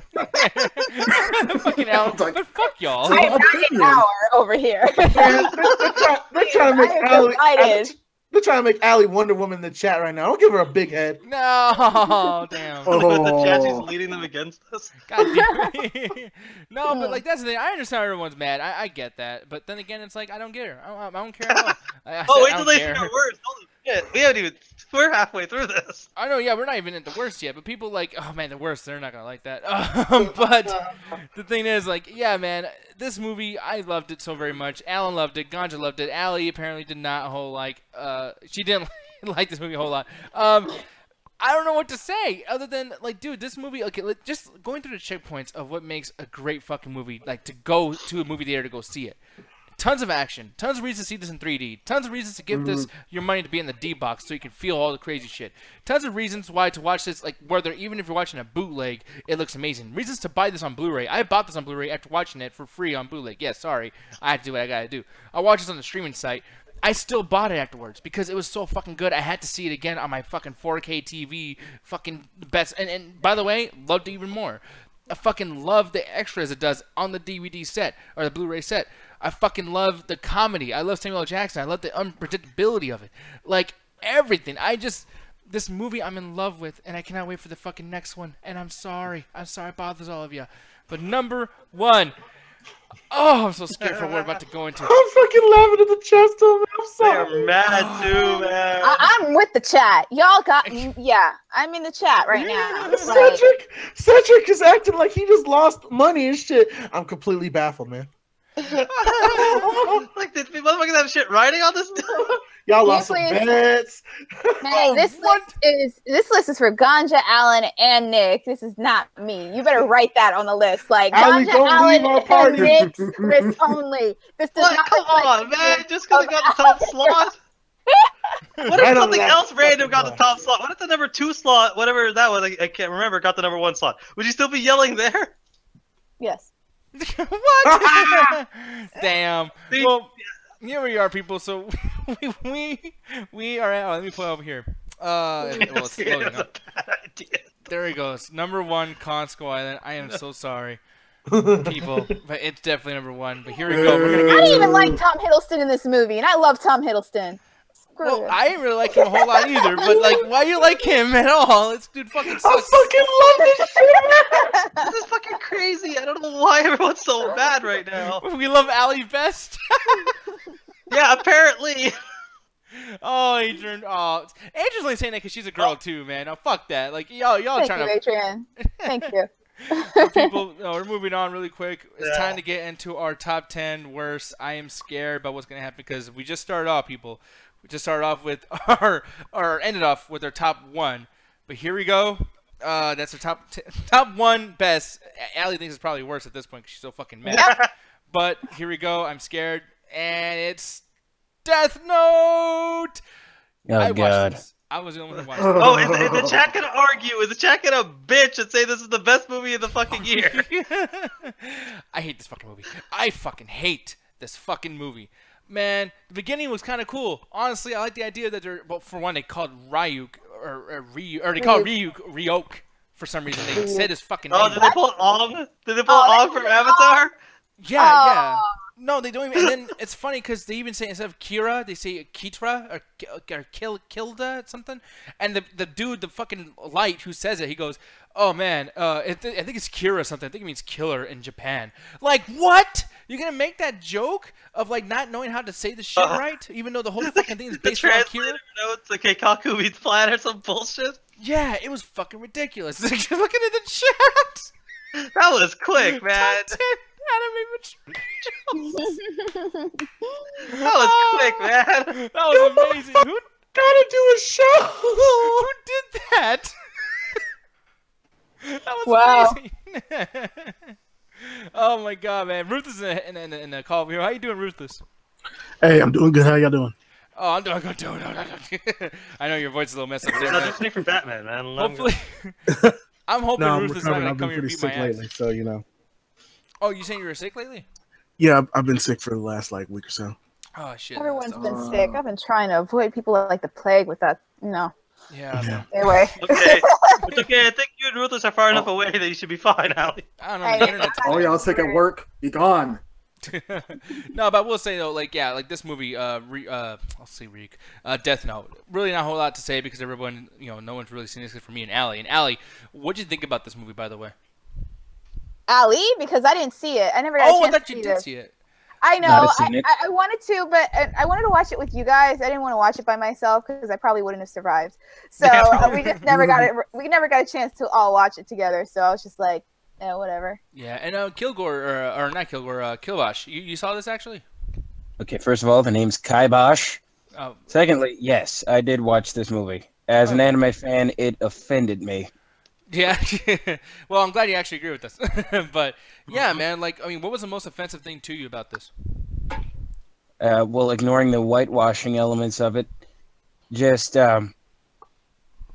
not really staying true to the character that is Light, and really, the guy is supposed to be a super genius, someone who matches the intellect of L, and actually outsmarts him on several occasions in the anime. And his girlfriend in the movie winds up betraying him. That would never happen in the anime. Oh, yeah, no, I completely agree. And that's the thing that really frustrates me, too, because lots of things that happen here is they're trying to cram as much stuff in this movie as possible because they're just like, hey, we gotta get a whole fucking, like, I think it was like 30 episodes of the Death Note anime into 1 2-hour movie, and that's impossible. And how the fuck are they gonna pull that off? Yeah. It's one of those things where, I didn't see this, but I saw what the original and what you know about the show. It's like, Death Note to me doesn't seem that difficult of a concept for you to do a hour-and-a-half movie of. This is a pretty simple concept. Guy gets book that can kill things, kill anybody as long as he writes in it. You could do some sort of cool mystery where you're trying to find the guy from a different perspective and differentiate from the thing. But it's one of those things where I refuse to watch this because I couldn't fucking stand the original Death Note anime. I was kind of bored because it was one of those things where it's like I never felt any need for the main character to succeed in anything, and I never felt any need for the other guy to catch him. Because it's just so much of, oh man, this guy's so perfect and handsome and attractive and everyone loves him. And he has this book that kills people. And then the other guy's like this crazy guy and he's weird because he sits on his feet and doesn't wear shoes. Watch them fight in this kind of Sherlock Holmes versus Sherlock Holmes thing. And I'm like, I just got bored of that. After the first episode is great, but after a while you just get really bored of it. And I just honestly petered off after episode 13. I'm like, I'm fucking done with this. So I really know like things to see the fucking live action movie, which almost all live action anime movies suck, so this is just another one to the pile. Almost? What's the good one? Dragon Ball Evolution. Fuck you. I'm kidding. I'm so kidding. Fuck you, Alan. I'll kill you, bitch. Dude, I saw that Alan, in how dare theaters, you. man. Yeah, but we gotta be careful with the way we say that, though. Like, we can't say, like, all of them suck. It's like, maybe somebody... Name one. I mean, in the chat, somebody name one. Well, I can't name one, but I'm not gonna say all of them because I know, especially how this chat just acted about fucking 5 minutes ago. It's like, no, fucking anime's great, you fucking asshole. And I'm like, hey, if someone could prove me wrong, point a fucking live action anime. Because what do you have that came out this year? Didn't fucking was it this year or last year that Attack on Titan live action Japanese fucking movie came out? That was garbage. That was bad. Man, that second season was trash as well, sir. Yeah, fuck, it's been downhill. No, that was fucking terrible too. Yeah, I saw the first 2 episodes and I was like, fuck this, I don't get it, I'm out. But anyways, moving on though. That was number 10 on the worst movies of. Let's go to the next one. Booyah, Alien Covenant. Fuck you guys. Yeah. Okay, No, shenanigans. This low on the list? What could be worse this than low? this? Shoot. Well, that's the thing. Only you and Alan actually have a problem with it, and you guys put it low. You guys put it low on your list. What? And I'm like, What did y'all watch this year that this I is did not coming put out? this Hold on, I low. put it This on is my number list. 2 on my list of worst. I put it you on my were list low too. on all of them. I'm going to show you guys the list at the very end. Like, literally right after this, we're going to be showing it. But Hey man, this is a secret ballot. But just show my list. no, Dude, you agree fucking to that. I'm wait. going to show you a list. Like, we all got to show our list. Ballot.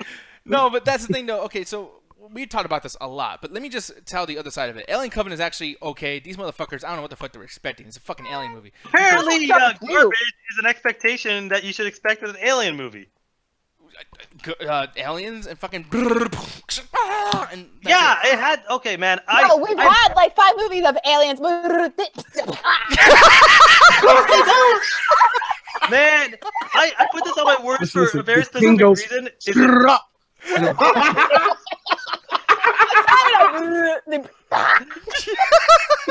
we're keeping that soundbite and Let's do all Someone's our gonna put that on a soundboard. Oh, what the fuck? Oh, Don't down me, Nick. Don't down me. no, but the thing is, like, dude, that's what this movie's supposed to do. Now, like, Alan, like, dude, they did something with Prometheus, and you fucking hate that. You and Allie, you both were complaining when they did something trash. new. You can't just say something is trash. Like, why is it trash? The way Okay, it was executed was trash, but it was very interesting what they were setting up, and this just completely diminished whatever build-up they're going towards story-wise. Do you think people were not allowing it to build up? Do you think people were just saying, you know what, like we didn't like that so much, just give us more aliens? So then he gives you guys more aliens, and then you guys Pretty still much. complain. We don't know what the heck we want. Just like Ridley Scott should have just stuck to what he wanted to do with the whatever story he was going for with the engineers, and just like have it at that, and not worry about like, oh well, you know, people didn't really like this last time because it's different, so I guess we should just go back to whatever works. Okay. And like, no, we don't want the same Allie, thing. tell the That's what truth. people are. Man, people are just Tell the truth. again. They don't know what they want. Tell the First truth, of all, Allie. Ridley Scott should not be allowed near any movie he has ever comes to making a sequel ever again. I agree. There should always be a new director I can because he agree with doesn't that. know what the fuck he's doing anymore. Like, Yeah. okay, honestly, to jump on your point of they did something different, did they really do something different with Prometheus? Prometheus is, like, when I say it's a pile of garbage, because from start to finish, that movie is fucking stupid. Some of the dumbest choices characters will ever make. Some of the dumbest scientists in the history of science. And when you actually, like, when I watched Prometheus, and I was like, this is ridiculous. Like, we have these detectors. They can't detect anything. You're on an alien planet. If you can't detect things, guess what? Your detector sucks because it's never been there. And that's just the tip of the fucking iceberg. When I went back and I watched that first and watched Alien movie, I'm like, this feels familiar. Oh, because Prometheus is just a remake of Alien. They didn't do anything different. They just remade the first one, but made it like a lot less interesting, a lot dumber characters. So when the sequel comes around, I'm like, okay, you know what? Hey, let me give them a chance. They have the Alien logo on it. Then when I saw that trailer, and everybody was talking shit to me. Everybody. We have footage of this of people yelling at me. It's like, this is going to be great. Gary yelling at me saying I'm shit in the chat. It's like, oh man, it's going to be great. Look at that warrior alien. Yeah. Everybody was yelling at me. And then the movie comes out. I'm gonna grab your motherfucker because I like it. All y'all were giving me shit, and then it comes out, and it's like, great, yeah, check me out, I fucking was right. I still thought I was good. Hey, Fuck you. Like I said, people don't know what they want. They thought they were excited they would get, oh my god, yay, it's Xenomorphs again, woo, guys, oh my god. And then they see the movie and they're like, maybe I didn't want this. I will say, you know, I know what I want. What I want, I don't care about your stupid little storyline and the fucking where they came from. You know, the alien chicken before the alien fucking egg. I don't give a shit.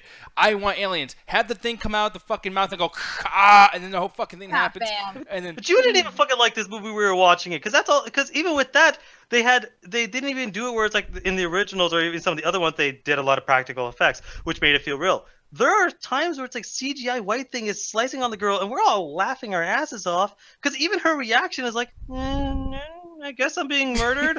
Like the fucking CG is so bad. The kills are like one or two good ones, but what it is it's not even interesting in when it's trying to do the blood and gore, which is apparently all the series is known for. It might as well call it Saw in space, because all it does is that, and it's not even interesting in when it does that.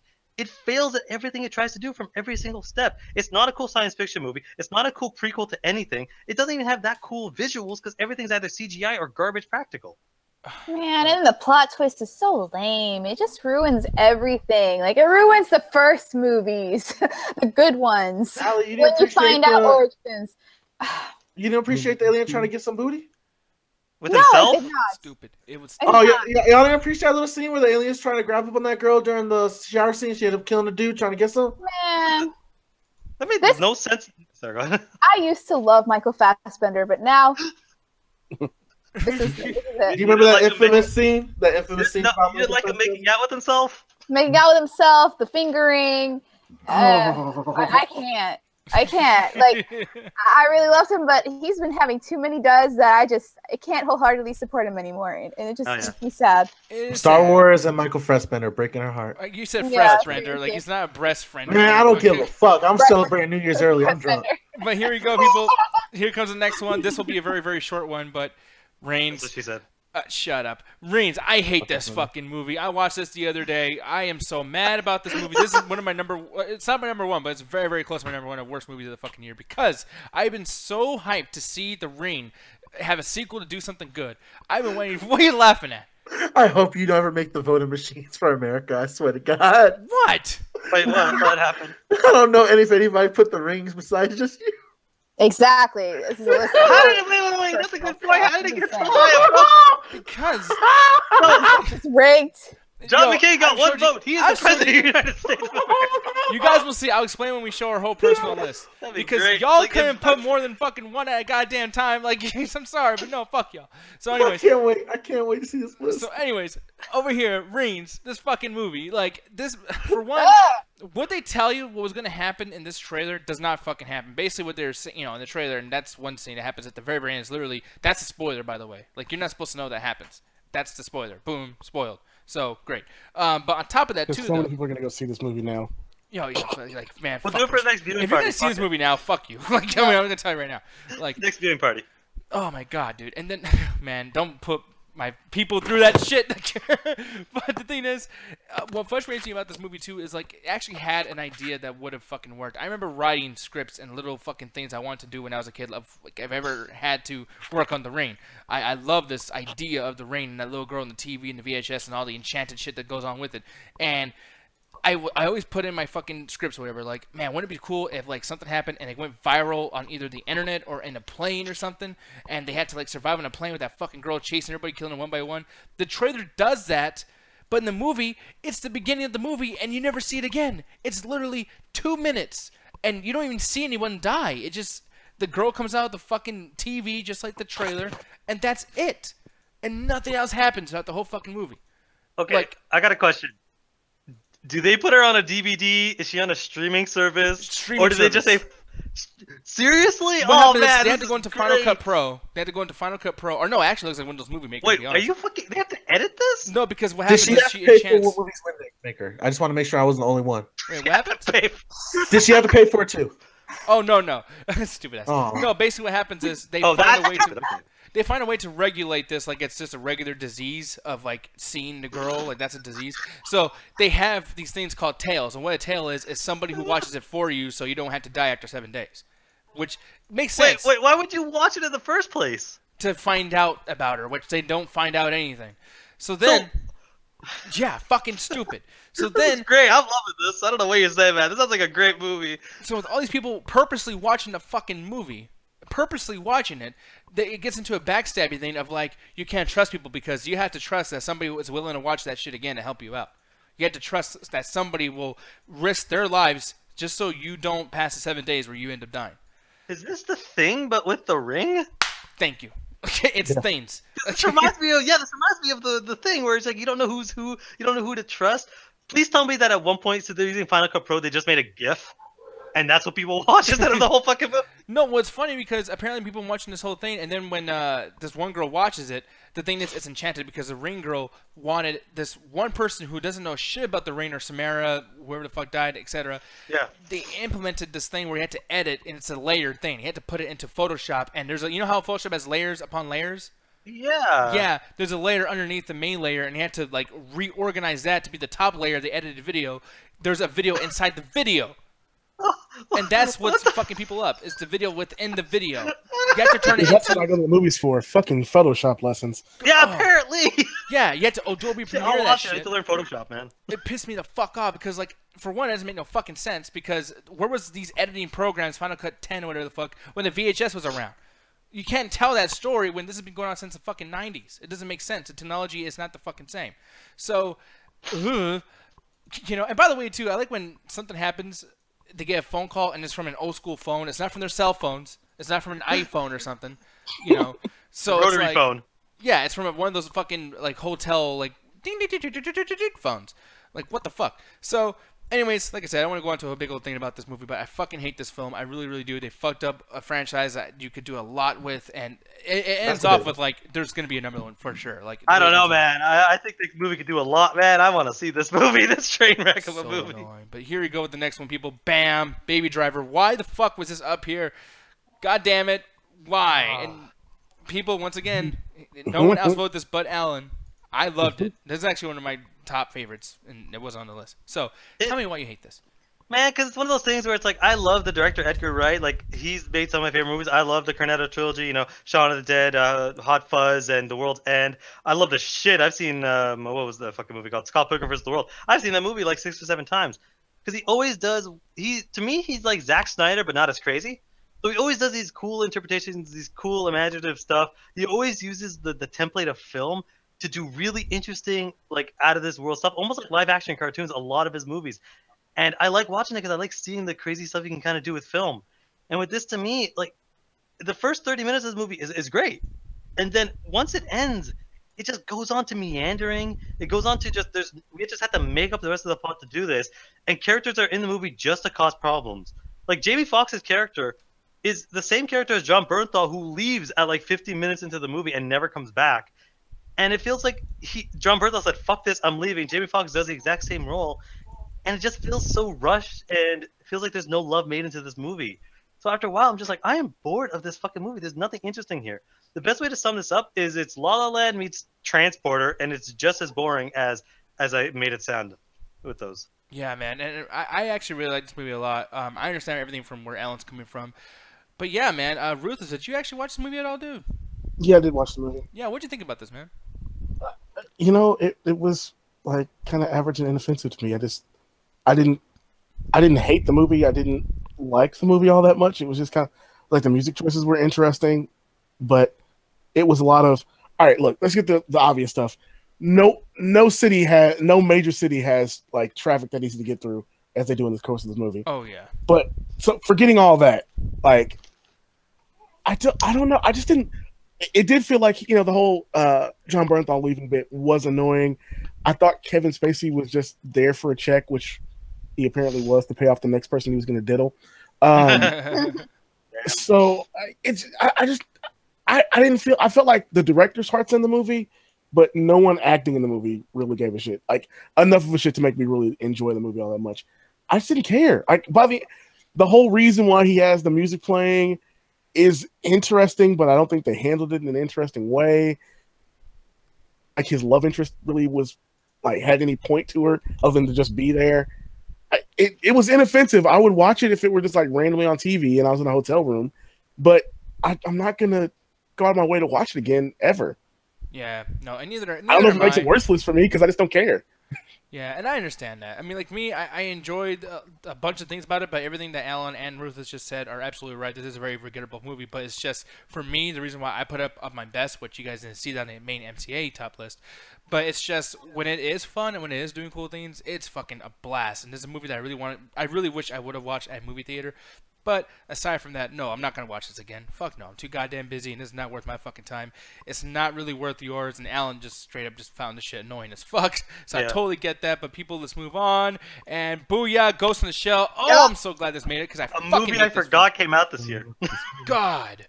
So, here's the thing. Are you a fan at all of the original anime, Allie? I'm a fan of the other animes that came after it. So like Standalone Complex, Arise, Ghost in a Shell, but not like the original anime that came out, like the movie, which this is based on. And so I never watched it, so I didn't know what to expect. But this was just the most boring, freaking. Yeah. I don't remember half of it because I was so bored. Like, I was so like my mind was so like. Thinking about other stuff, like I could not focus on this movie because it was so boring. Visually, hey, you know, it looked great. It looked like the world. I'll even say, as much as people were, you know, moaning about Scarlett Johansson getting cast, she looks like the character. But man, towards the end, when they do that actual whitewashing of the actual character, yeah, and it's part of the storyline. Screw this movie. This is terrible. And like they basically just did a middle finger to everyone who complained, and rightfully so. They couldn't have just taken that out of the movie. They really could have, and it would have been fine. That was just like begrudgingly they did that out of spite. I think so too, because people like the difference with this and Death Note is Americanizing. Like people say whitewashing, but it's like, it's not whitewashing. It's also, you know, there's black characters that take, you know, Asian roles. There's like, you know, many other ethnicities that take other roles. Even like, you know, age differentials too. And it's like, I don't know why they do that with Death Note, but it's like, it's Americanizing, and it's just doing that just so we can, you know, absorb it. There's some people that don't want to see Asians on screen. I get that, you know. I mean, I don't think that's racism on their part. It's just maybe it's easier to absorb a different way. I don't want to be judgmental. It's just I don't know what the reason is, but there has to be a reason because people keep doing this constantly. But this movie did not need Scarlett Johansson to be that fucking character, especially when she has an Asian fucking name at the end of the movie. Like, and then the whitewashing is part of the storyline. Like, it's. I mean, I don't know if that spoils it. I don't want to spoil it, but like, dude, I'm telling you, like, her fucking. She's Asian. Like, I can understand, like, she's a white character who has all this shit happening with her, but no, she's Asian. Tell me what looks Asian on fucking Scarlett Johansson. But that's the thing, though. Like, okay, I was one of the people that's actually kind of looking forward to this movie and defending it in a sense, because the thing about the original, because the anime that I ended up watching, I watched this with a friend, the original anime movie.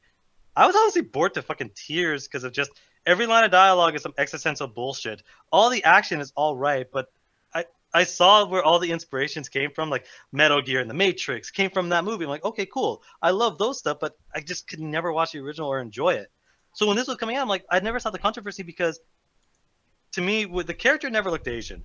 The writer of the fucking book, the manga, said he never intended the main character to be Asian. So I'm like, okay, I don't see the big fucking deal. ScarJo looks kind of like her, so it's like, okay, cool.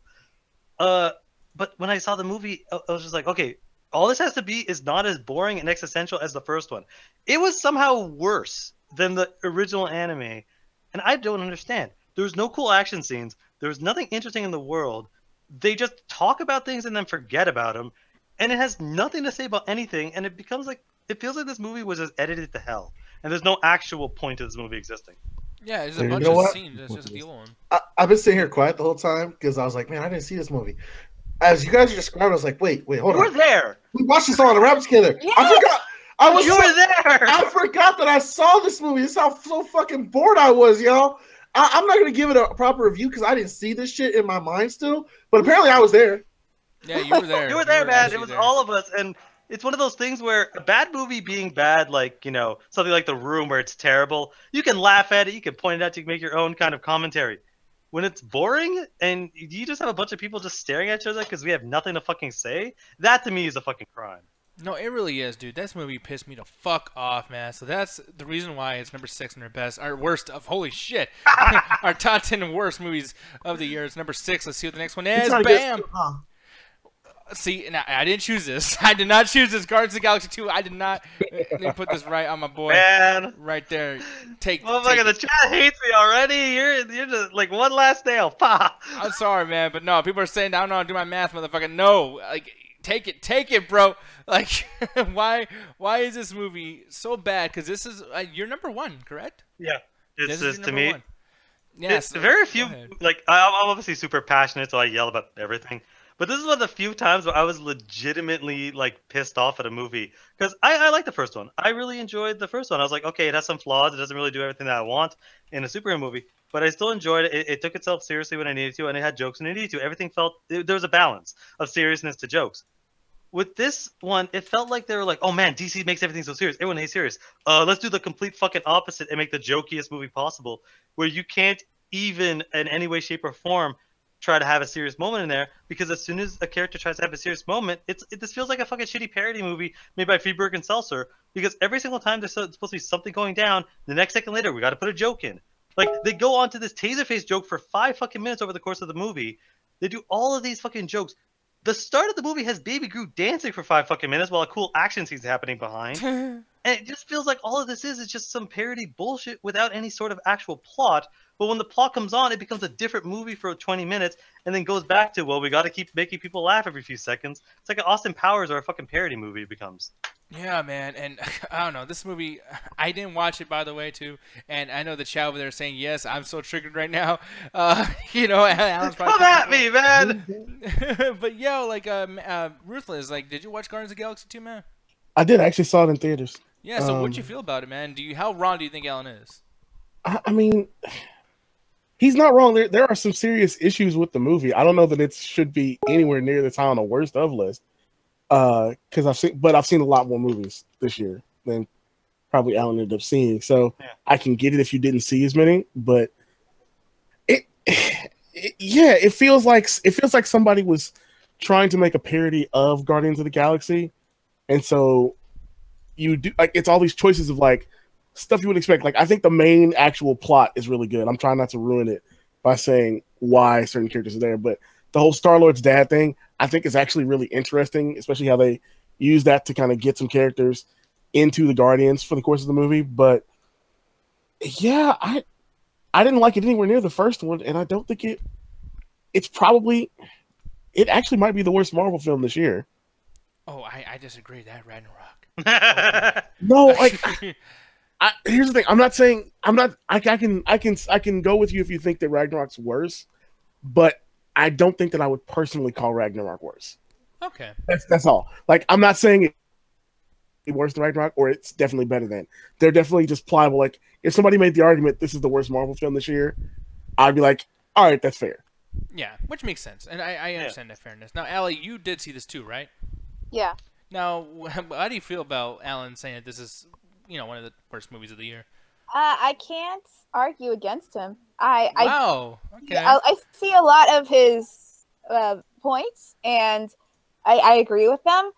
I feel indifferent about this movie. I didn't like it. I didn't hate it. But yeah, it's definitely not. I think it's like kind of one of the on the worst end of the Marvel movies. So I feel like it's justified being one of the worst. Not number 5, but yeah, I'm not surprised. No, I understand that. Now, here we go with the next one, y'all. And here we go. At number 4 is Transformers Last Night. I don't know why you guys... This should be way higher. I didn't even put this on my list. No one did. I didn't see this shit, and I'm proud I didn't, sir. Man, I swear to God, the last 5 lists, the chat's going to fucking kill me by the end of the night, man. You're damn right, and I help them. I didn't hate this. About me. Like, I know Nick hated it, but I honestly didn't hate this movie. I despise this film. The reason why, honestly, is because people will argue with me all day about how bad Transformers is. I actually don't agree that Transformers is all that rough. I think Transformers 2 and 3 were pretty shitty. Even though 3 was fun as shit. I watch 3 all the time, actually, when I get the chance. Just like the action parts. But this fucking film, dude, I mean, this movie is so, like, the whole thing is we've been waiting for Unicron. Like, that's a big thing here. Is like, as a Transformers nerd, the mecha is Unicron, just like with wrestling, WrestleMania is, or whatever the fuck. Like, this is a big deal. And to have Unicron basically be Earth is, and yeah, that's a big spoiler, but fuck you, I don't give a fuck. Like, yeah, we're on Unicron right now. That's the story. And it's like, Unicron's supposed to be a planet eater. Like, so why is it weird that Transformers are here? On top of that, too, Mark Wahlberg, so fucking boring. People complain about Mark Wahlberg. I hate his goofiness. I hate that he's basically a white Will Smith with his fucking jokes and everything. I like funny Mark Wahlberg. I don't know why people hate Mark Wahlberg. I enjoy him. This movie, he's too fucking serious. He went to jail for it. Like, what do you mean? Why do people hate Mark Wahlberg? Wait, he was so racist as a kid. That's why. Good vibrations. Okay. Like, there's 1,000 reasons why Mark Wahlberg's an asshole, but Oh, okay. Well, but I didn't go and look at his fucking, police report card. Like, I don't know anything about Mark Wahlberg. I didn't even know that he was part of the fucking the guys who dance. Like the fucking. Oh yeah, the Funky Bunch. No, that's his brother. That's in New Kids on the Block. He is the one that had Marky Mark in the Funky Bunch. Okay. When he was a rapper. Like, oh, yeah. And I didn't know about that.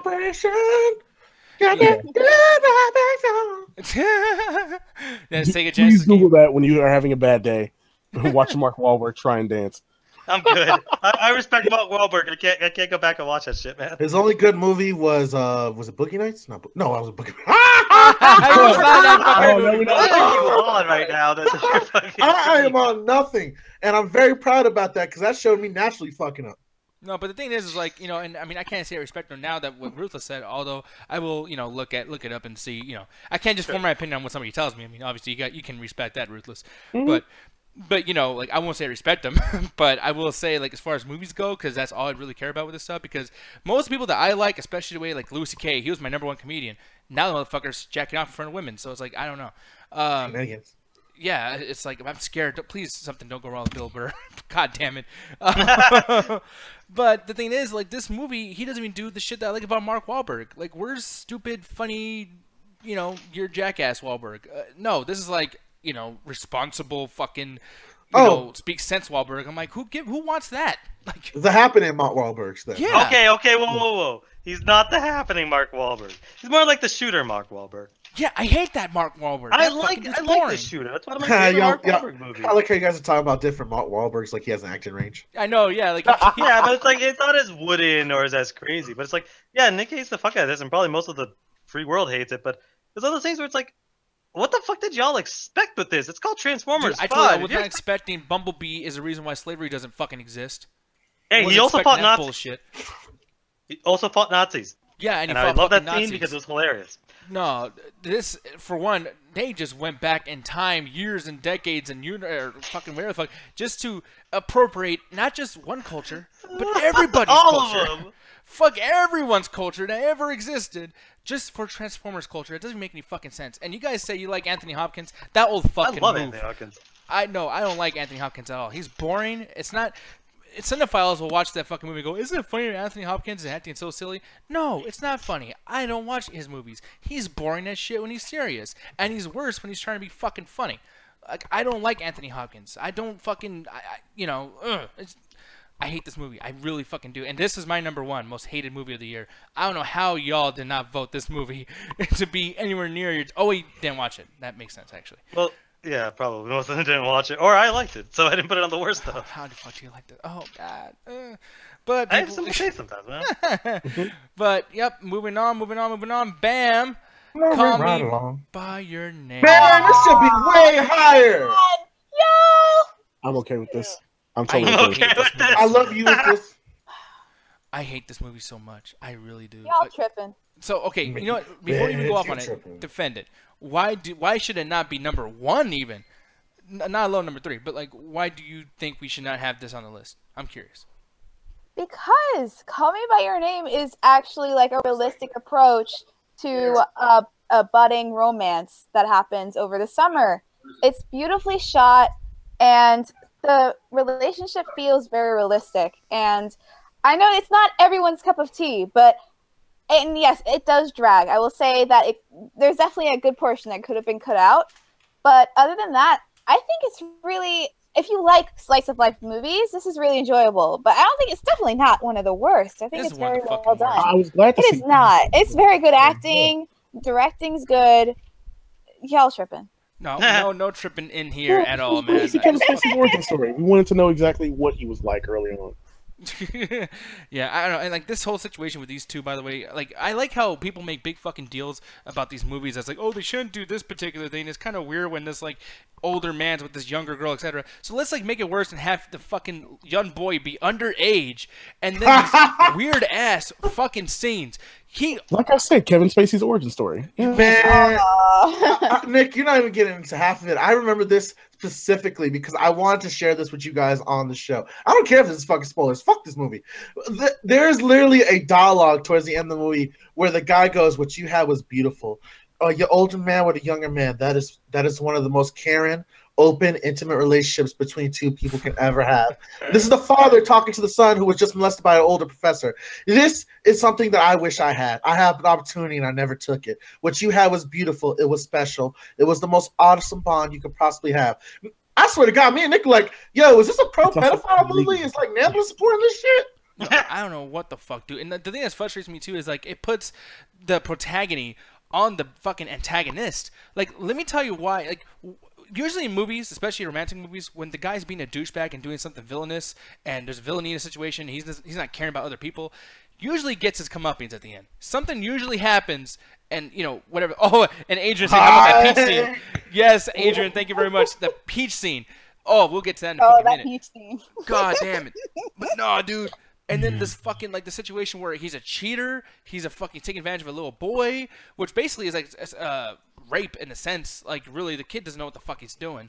He's all by himself, closed off from everybody else, so he's taking advantage and fucking victimizing somebody who doesn't even know how to fucking socialize. Like, no, dude, I fucking hate this movie so And then he tries to justify it, which is my favorite part, where he's like, yo, I hope I didn't hurt you, or I really hope I didn't mess you up or anything. We good? We good. I straight told Nick, like, he's a pedophile, but he has a heart of gold. See, we gotta be good.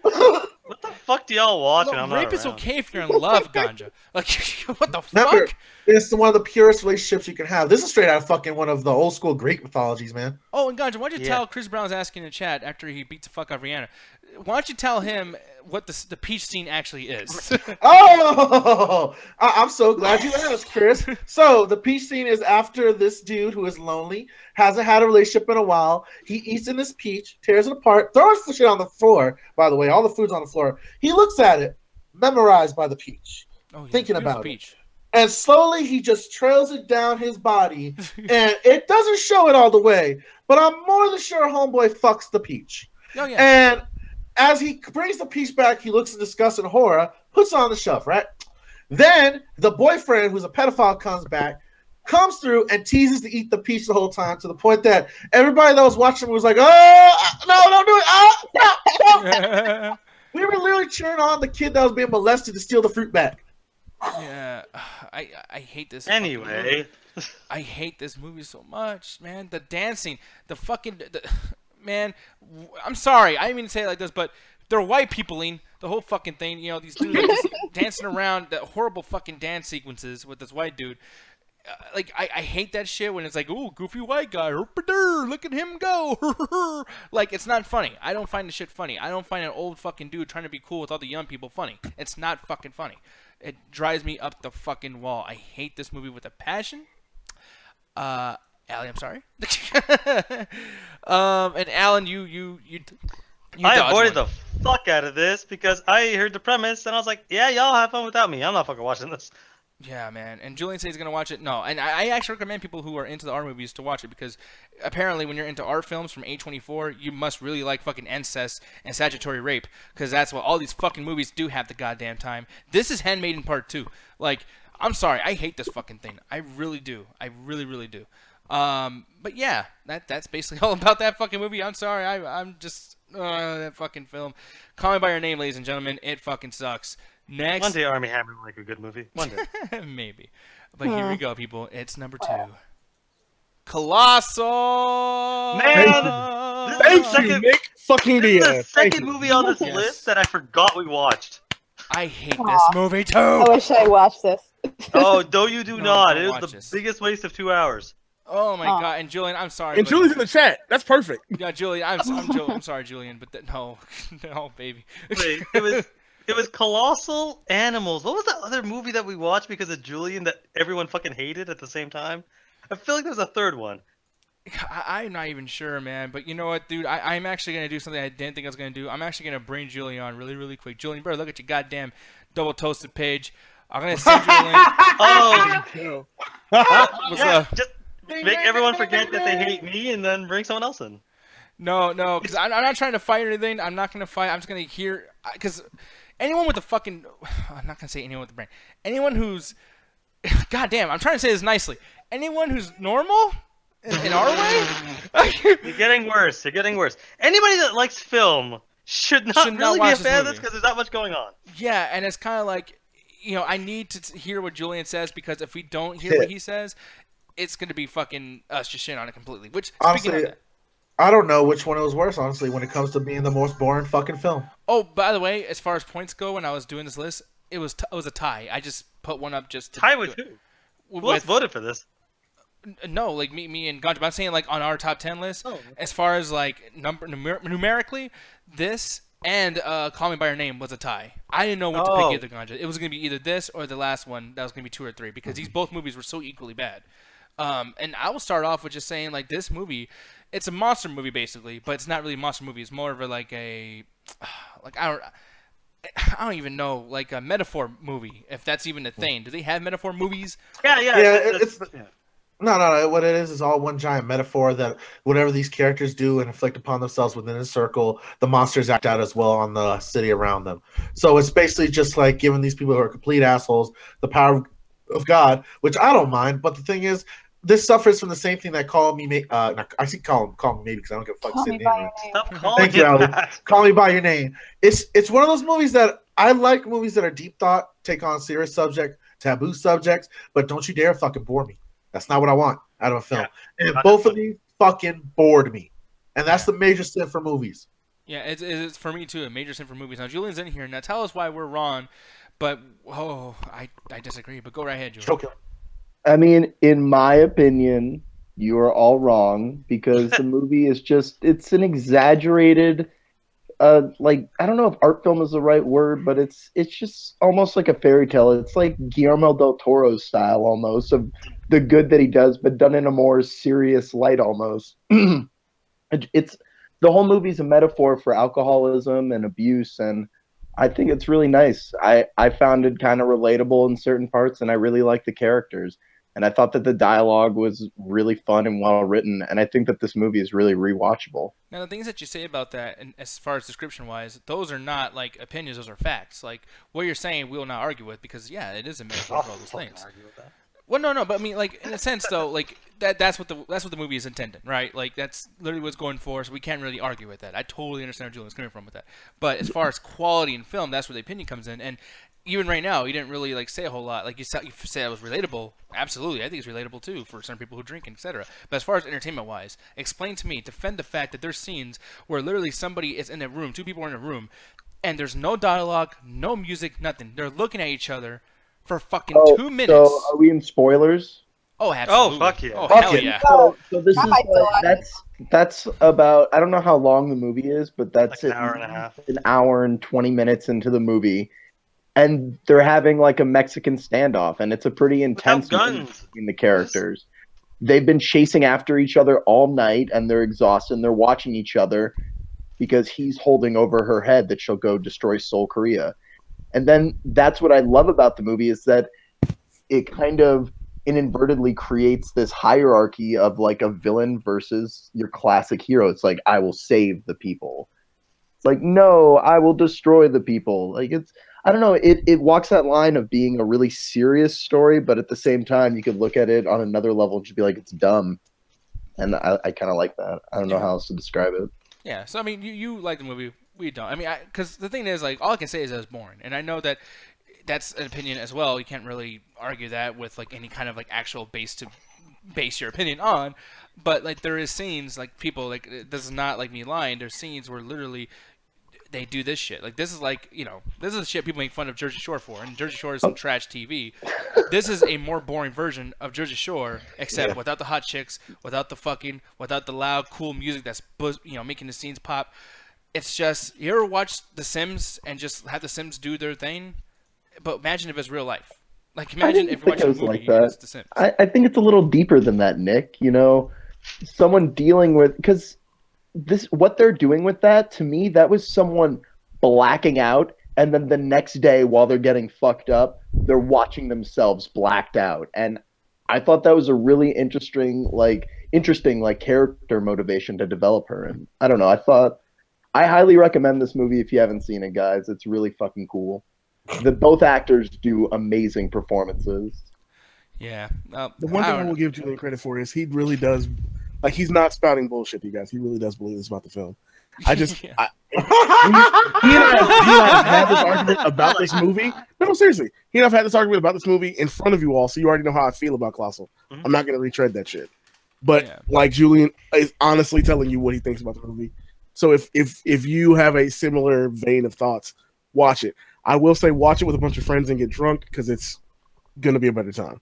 Yeah, but here we go, people. This is the last one over here. Our number one worst movie. Don, do you want to guess what this is? I have a feeling about a minute. I don't know. I mean, it better be the Emoji Movie, but I don't think anyone has that was on my personal list, but we'll get to that right now.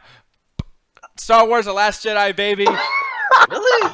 Really? Yes. All agreed. We Worst all. of the year, yeah. I think this was the Not one worst we of all the agreed year? on. This is definitely not worse for the year. No, I mean there are a lot more worse movies. One of the most disappointing, 100% sure. This is like, because what it is a compilation of all of our choices on a list. So basically, we all put this at low ranking at one point. So as the MCA crew in total, this is like a big disappointment for all of us. Well, no, that's the biggest thing is like you know, there's people that put this low, or only one person actually out of all of us put this low. I forgot who it was. But the main thing is this was mine, like number 2. This was one of yours, like number 3. You know, like mine was number 5 or something like that. Yeah, and it's like, so this movie, like, in agreement, we all hate this. Like, Alan was the one person who, most of the stuff that he talked about on his top 10, whatever the fuck list, bad movies list, none of us watched. So it was like, this is the only thing we agreed with, was Star Wars: The Last Jedi. And that's what's crazy, is like, this is a movie that we all got to actually watch together as a MCA family and fucking hated it. And that never really happens. That never happens. Usually it's me bitching about something or whatever the fuck. And we wait for the end of the movie to tell him to shut the fuck up. Exactly, yeah. I literally had to mute myself because, like, we've gotten into some serious arguments about this shit, but finally I was able to fucking scream and yell and say, "What the fuck?" And she was like, I know, right? It's fucking terrible. Dude, I know, right? It's fucking awful. Yeah, it's like Mickey Mouse for a minute. Yeah, I don't know. It's strange because it's like, it's not the... Is it the worst movie of the year? Of course not. But it's one of the things where we all had essentially the same opinion of varying degrees of disappointment. I think it's average. In my review, actually, I never gave a review this. I think this movie's a band aid. It's average. It does a lot of cool stuff, like a lot of cool fights, a lot of cool visuals. But it's one of my biggest problems with this movie is it's 45 minutes too long. After the Red Room scene, that movie is over. That movie is finished. Every single thing that they've dealt up to that point is over. But then the movie feels the need to go on for another 45 minutes. Yeah. And that's one of the things where it's like, it just drags on a lot. It does a lot of cool stuff, but it does too many callbacks. Like, I'm not like where Ganja has a hate train on callbacks. Like, to me, callbacks, I get callbacks. If it works, it works. But I felt that, they did too many. I said this is a clip show. Yeah. Whatever. Callbacks, clip show, whatever. This did too many that were too obvious. And I think that was an issue where after I'm like, okay, this is too much, too many. But I still enjoyed, as much as I did, there are still enjoyable moments in the movie. It's just, it is really disappointing compared to the last few Star Wars movies. I will say, I made in my mind this is going to be one of the worst movies ever as soon as they literally copy-pasted a tracking shot of R2-D2 in fucking space. They copied and pasted this fucking thing. And I was like wondering, am I the only one who's catching this? And I was like, what the fuck? And Ganja was like, yes! See what I'm saying? See what I'm saying? And I was like, oh my god, other people notice this? Like, what the fuck? Nick. Everybody noticed it. The problem was I watched it with Alan and Trey the first time around, and they were so into the movie. Alan is more of a moderate to like leaning that's disappointed at the best, but Trey was hungo, just loving every minute of it. And I was literally posting clips. Hungo, I know what I said. I don't give a damn. But I was literally posting clips in the Rabbit like, this is this scene, shot by fucking shot. And I just kept posting clips of different parts of the Empire, of fucking of the Return of the Jedi, of the New Hope. Now this is my last hope of the New Hope. This is a compilation movie of all the shit that are highlight movies. But I don't get why everyone is like, this is original, man. I never seen shit like this before. This is like these Star Wars nerds. They're mad because they did new shit. Where? Yeah. Like nothing. Like, they did callbacks to Force Awakens. The movie's only almost what? A year and a half old now? Yeah, I could say 100 years old. I was like, wait, that's pretty old. But even if, like again, like me and Gods are two completely different views on this. Even if it did all those, and I noticed as much as Ganja did, it's still honestly, the pacing of this movie is so bad and boring in a lot of places. That casino scene completely cut out of the movie, and it wouldn't have changed anything. The last 45 minutes could have been cut out, and it wouldn't have changed the movie. The characters go off on a random side quest halfway through the movie, even though there's a time crisis, and it still feels like they're taking their time. Like, I like Looper, the last movie this guy directed, but holy shit, what happened with this fucking movie? Yeah, no, it was annoying. And, like, Allie, I mean, I know you don't agree with this being number one, which is obvious because you're personal. It's not up there that high, but that's all of us, by the way, none of us, I don't think, put this as number one. But, I mean, we all agreed. So why do you agree that this movie was complete and utter shit? Okay, I don't believe it is utter crap, but it was just a mess. Didn't know what tone it wanted to be. There's just like two plots that one is sort of relevant to the story, but it's just done in a way that's just so underwhelming. And then another is completely useless and actually has no like resolve or anything. Like, they fail. So it's just like, you wasted my time, and it wasn't even an interesting story. You made me freaking watch them go through this freaking casino planet on these horse things, all for them to fail? Are you kidding me? Oh yeah. I'm like, I was angry. I didn't think any of the new characters except for Rey and Kylo Ren were really good, and they should have been killed off in the last movie, because at this point it's pretty obvious that they don't know what the heck to do with these characters or how to write them to be interesting. They really were just a one-hit wonder, and so they really need to just continue on with Rey and Kylo Ren, which was the most interesting part, and that's why it's not crap. The only part it's not crap is because the dynamic between those two and even Luke Skywalker were very interesting, and that's the only thing keeping this from not being, terrible. Yeah. Other than that, there's just a ton of stuff that's just not freaking needed. Like what Alan said, what Gunn said, like it's just so freaking long. It doesn't need to be long. It should have, like Alan said, should have ended after the Red Room. It should not have continued on with the freaking Hoth planet that's like covered in freaking snow. I mean, salt. I'm sorry. Oh yeah, see, it's different because it's salt, not snow. Oh guys, it's totally different because there's red underneath it. They stopped the movie to tell you it was salt. Yes, a guy literally like put his hand on the ground. Oh, it's salt. And that's when Trey goes, "It's original. You Star Wars fans said it was don't cocaine. understand." Yes, it's so original, guys. Man, that would have been great. It's so original. Like those aren't AT-ATs. There's something else. You see that there's a little bit of a thing in their armor that's different, right? Totally different. They literally do a shot-by-shot scene of an elevator scene that was in the extra. Yes. For no reason. No reason. I think that's annoying too, and like what she said too, the length of the fucking movie. That shit was long, dude. It felt so long, dude. That shit hit me right in the fucking chin. Like, I truly I'm sorry, we're looking at DT chat right now. I know. Don't tell me it was Dijon that posted that. Hungo, bitch. Hungo. I'm sorry, Ali, that shit was great. No, it is great, but She's like, damn, Dang, Ali, you get used to it. it's just heartbreaking. That's all. It's like, I honestly, when the prequels have more of a consistent tone than this movie, you got a problem. Yeah. So here's the thing, people. Like, that's it for us as far as the top 10 worst. I know we pissed off a lot of people with this one, but let's see what our best movies were again, but in our personal top 10. So let me just take this off real quick. Bam. So I don't know what I should even be talking about yet. Like, I don't know who I should be looking at as far as this list goes. Let's start off, I guess, with mine. 10, Florida Project. And this is for best, by the way. But yeah, Florida Project for me, Resident Evil Final Chapter, Baby Driver, Spider-Man Homecoming, Downsizing It. Oh, wait, who someone said, like, what the fuck was that shit? Baby Driver, that movie sucks. Oh, I love that movie. But yeah, I love Baby Driver. Fucking, what was I going to say, though? Yeah, Spider-Man Homecoming, Downsizing is one of my favorite movies. I really highly recommend you guys watch that shit. Disaster Artist, which now that I have you here, man, you said you disagreed with me on Disaster Artist a little bit, Julian. Well, what do you give it on a scale of 1 to 10? A 9. See, I give it an 8, as much as I want to give it a 10. I'm so surprised. But yeah, what's your reason though? Like, just in a very short thing, like, there's a couple things, and I actually agree with you because we did talk about this on Facebook.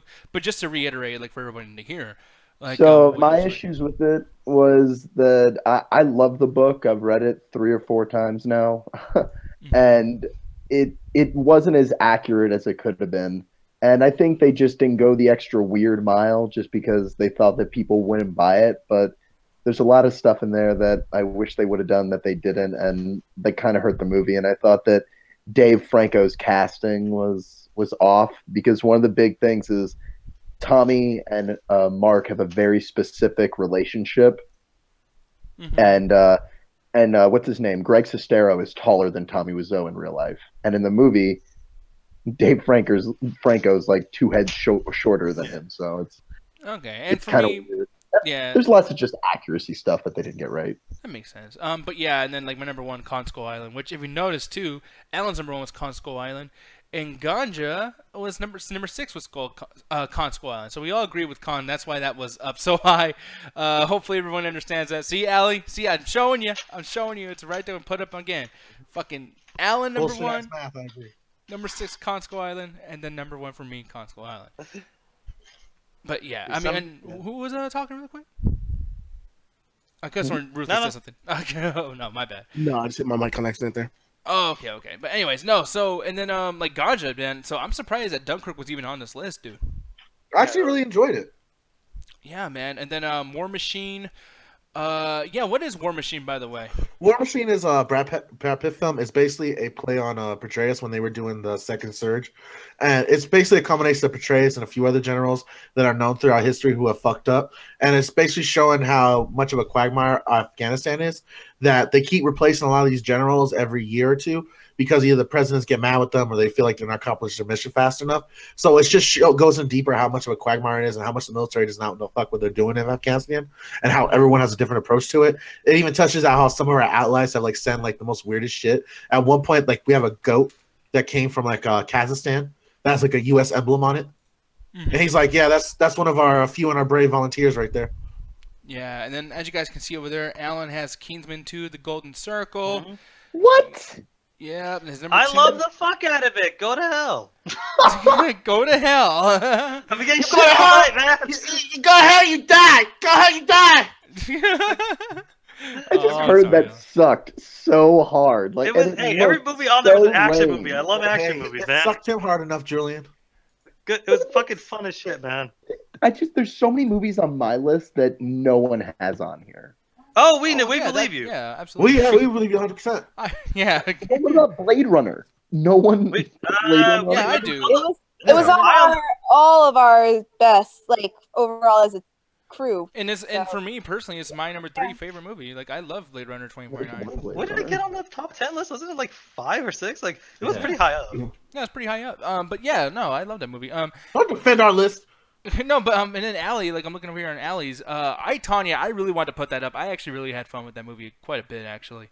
The only thing that was annoying about I, Tonya was the CGI was, and I can't believe I'm saying that about that movie, but it's so noticeable. It's ridiculous. CGI in that movie? It is noticeable, but you can get by. Like, I mean, that CGI they could was have done worse it better. than Star Wars. Yes, it was bad, but you can get back past that and look at the good stuff, like the acting and the writing. I agree. But like that. The amount of CGI in that movie, like it's not like it happens once at the beginning and once at the end. It's constant throughout the movie. Every 15 minutes or so, there's a scene with some horrendous green screening or awful CGI. Yeah. Like, come on, when she was a kid, that looked so fucking bad. Like, there's a scene where she's a kid, face CGI, scene where she's a teenager, CGI, and then about 5 scenes where she's CGI'd or on a green screen as an adult. Yeah. I mean, oh my God, it's Anthony. Yeah, and here he is. And that's what I was waiting for. Anthony, how you doing? He's back. Good. Oh my God. Why the fuck am I here? I don't know. I don't know why I'm here. Chat's on fire. Everyone's trying to kill me. Anthony's here. Protect him. Yeah, that's what we did. We actually brought Anthony in so you guys can stop beating the fuck out of us. Oh, man, my boy. So I was actually going to save you a surprise towards the very end, but now that you're here, actually, and this is perfect, actually, because I know there's a couple things you probably don't miss, and a lot of it is me bitching about things, and we're about to get into our worst list, but really quick, while he's here, man, 2 years. Happy birthday, this dude. I remember those first days, man. You in the DT chat. Anybody want to talk at midnight? Midnight chat attack? Fucking day? Going back to like when you put it on the chocolate milk, or that's when you used to call it, or the mixer or whatever and shit like that. I'm gonna call their ass out. Since it's 2 years, I'm gonna call their ass out. Tiger, Bugs, and it was somebody else. They was like, man, we should have it on midnight. I'm totally going to show up every day. I'm totally going to show up every day. Let's totally do that. I'll call your ass out. Where the fuck y'all at? Right now. Where y'all at? We need to fucking change it to mid-noon. Yeah, mid-noon chat attack. Oh, and the Hollywood is still there. Well, just the it's still there? Oh, no, nothing changed. Nothing changed. Yeah, because your webcam's not the fucking fall. Of course nothing is fucking changed. Yeah, dude, your camera's still fucked up. What the hell? No, it's still fucked up, and the MCA is still brought to you by the great taste of Golden Graham cereal. So, like, nothing's changed. No, man, but no, and here's the thing, dude. You came at a really weird spot too, because Julian actually likes something about Time Was So less than I do, for once. So yeah, it's been a weird day. But man, like I said though, dude, 2 fucking years. It's been awesome. Yeah, you've been still like working on video games, working at Staples and shit like that while I'm still doing this shit. But just thought it'd be great to bring your ass on once again. And have you been watching the show at all so far? No, I haven't been tuning in or anything like that. I just kind of let y'all do your own thing and stuff like that. Just kind of been doing my own thing as well. So, hey, I've been doing this. Just keep it going. I'm loving the longevity of it. Just like you said, when me and you started this, Nick, like way back when I was just like in the chat, we never knew this shit. Like nobody would give a fuck. So, like, it's just amazing that y'all people are still here, even when I'm like gone doing something else. I'm just like, hey, I can always come back to this thing and just be like, huh. That's my baby right there. Yeah, I'm looking over here in the chat too. Whiskey's like, I thought he died. But yeah, no, fucking over here, Bob, Anthony, and yeah, man, it's pretty crazy. Like, it's been a long time, man. But I was gonna ask you before we continue on, any movies that you like this year? I really haven't seen too much. I was actually trying to go see The Last Jedi, considering that I'll hear surprisingly not the whole like everybody's divisive on it. Like it's a lot of things in there. I haven't really heard too much of the spoilers or anything like that, but I'm just really curious. I was actually supposed to go see it yesterday for like some birthday, but I didn't get a chance to see it. But no, not really. The movies that could come out. I don't know if y'all gonna talk about video games, but this has been a good year for video games. I will don't say tell that. that to Nick or Ganja. Yeah. You're gonna hate the shit out of this year for video games. Yeah, I know, we were pretty pissed off with everything. I was mad I wasn't there, man. I missed the fucking show and I had to rewatch that shit. I was like, man, motherfuckers talking about my shit. Yeah, man, you picked all the worst shit for the fucking best list. Oh bullshit! I just picked anything else that wasn't a fucking RTS and shit that Hey, came out this year. hey, fuck you. At least it wasn't Nintendo shit. At least, At least you spared me that much. Hey, Nintendo did good this year with like Breath of the Wild and Mario Odyssey. So come on, they did good. I gotta say, Man, are you trying to throw more salt on this open wound, bitch? You know what's funny too is like I missed him saying Breath of the Wild. Them letters are never gonna change. God damn. Yeah, but no, man. Tay's just like, oh man, Miss Anthony. Coco says Nani. What's Nani means help, or I'm shocked in Japanese. Oh, okay, yeah, Nani. Yeah, I don't know. I don't even know what Coco Banri means. Like, I don't know what any of this shit is. I just want to say, everybody in the chat, just thank you guys for like just giving a shit that I'm even here, because I'm like, it's just like this is just really weird to be in this position, just like coming back, like going to somewhere. It kind of goes back to that whole Cheers thing that we had made like.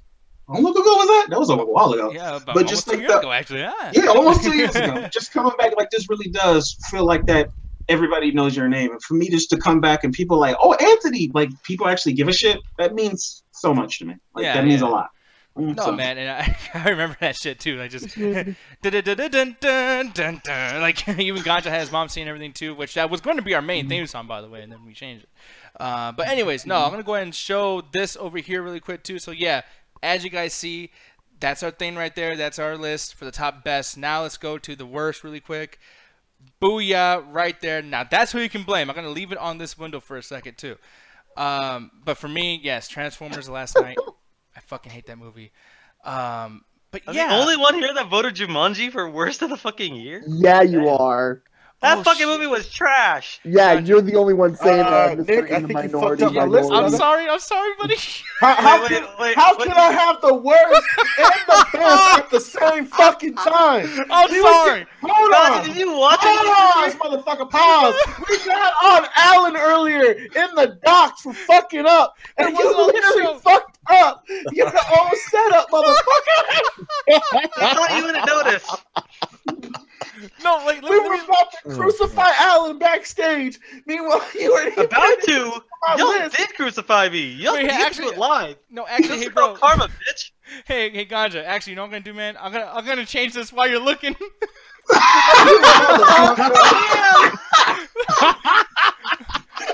I see you.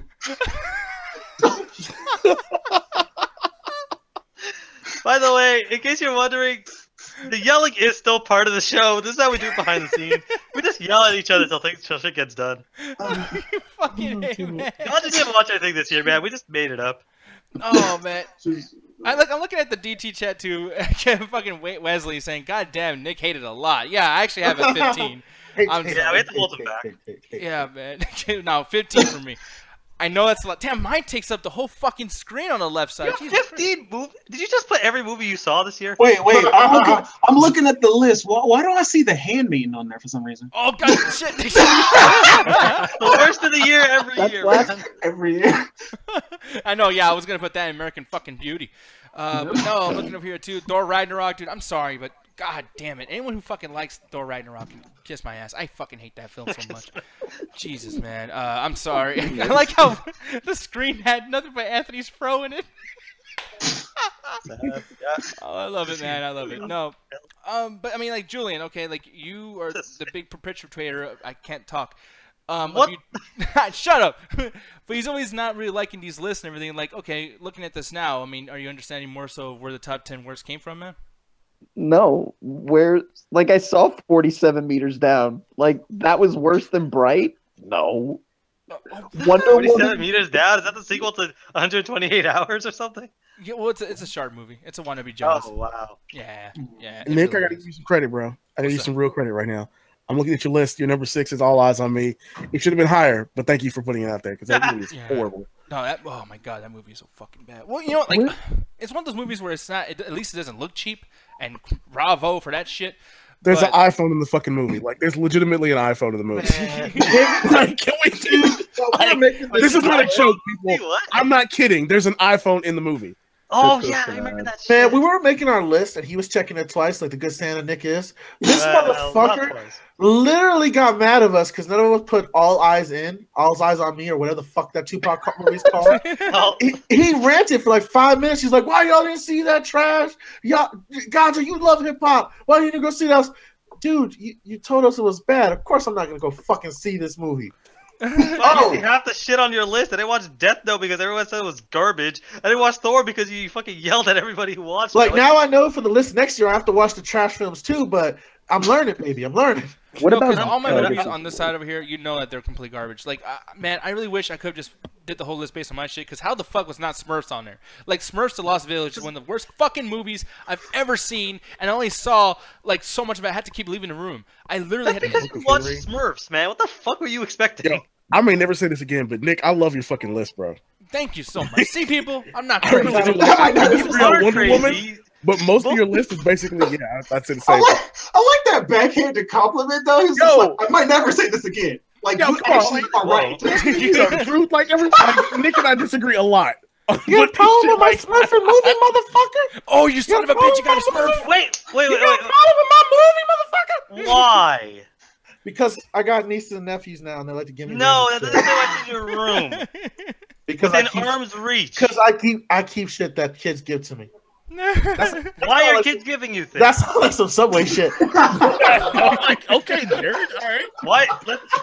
That raises further questions. Why are they giving you stuff, and also why are they giving you Smurf stuff? Yeah, Man. Ganja's all like, "Yo, call me Smurfette." Oh no, no! I'm Papa Smurf, and you would call me I like Daddy. how Allie's Jones. just over this Call whole me thing. by She's your like, Papa Smurf. Allie is done. Allie is officially finished. No, Julian, we agreed you are Jewy Smurf, all right? Aww. All right, call me by your name then. oh no, don't please God. Call me Wow, maybe, all right? that got dark quick. It did, but no, man. And then looking back on this too, like Allie, please tell me why you hate You Get Me so much. What is You Get Me? Oh man. So coworkers at my job were like, "Oh my god, did you see this movie called You Get Me? It's like the worst movie ever." And I'm like, "What is this?" And so I decided, okay, I might as well check it out. And it has Bella Thorne in it. She's one of the Disney Channel stars, and now she's trash, doing her own weird thing.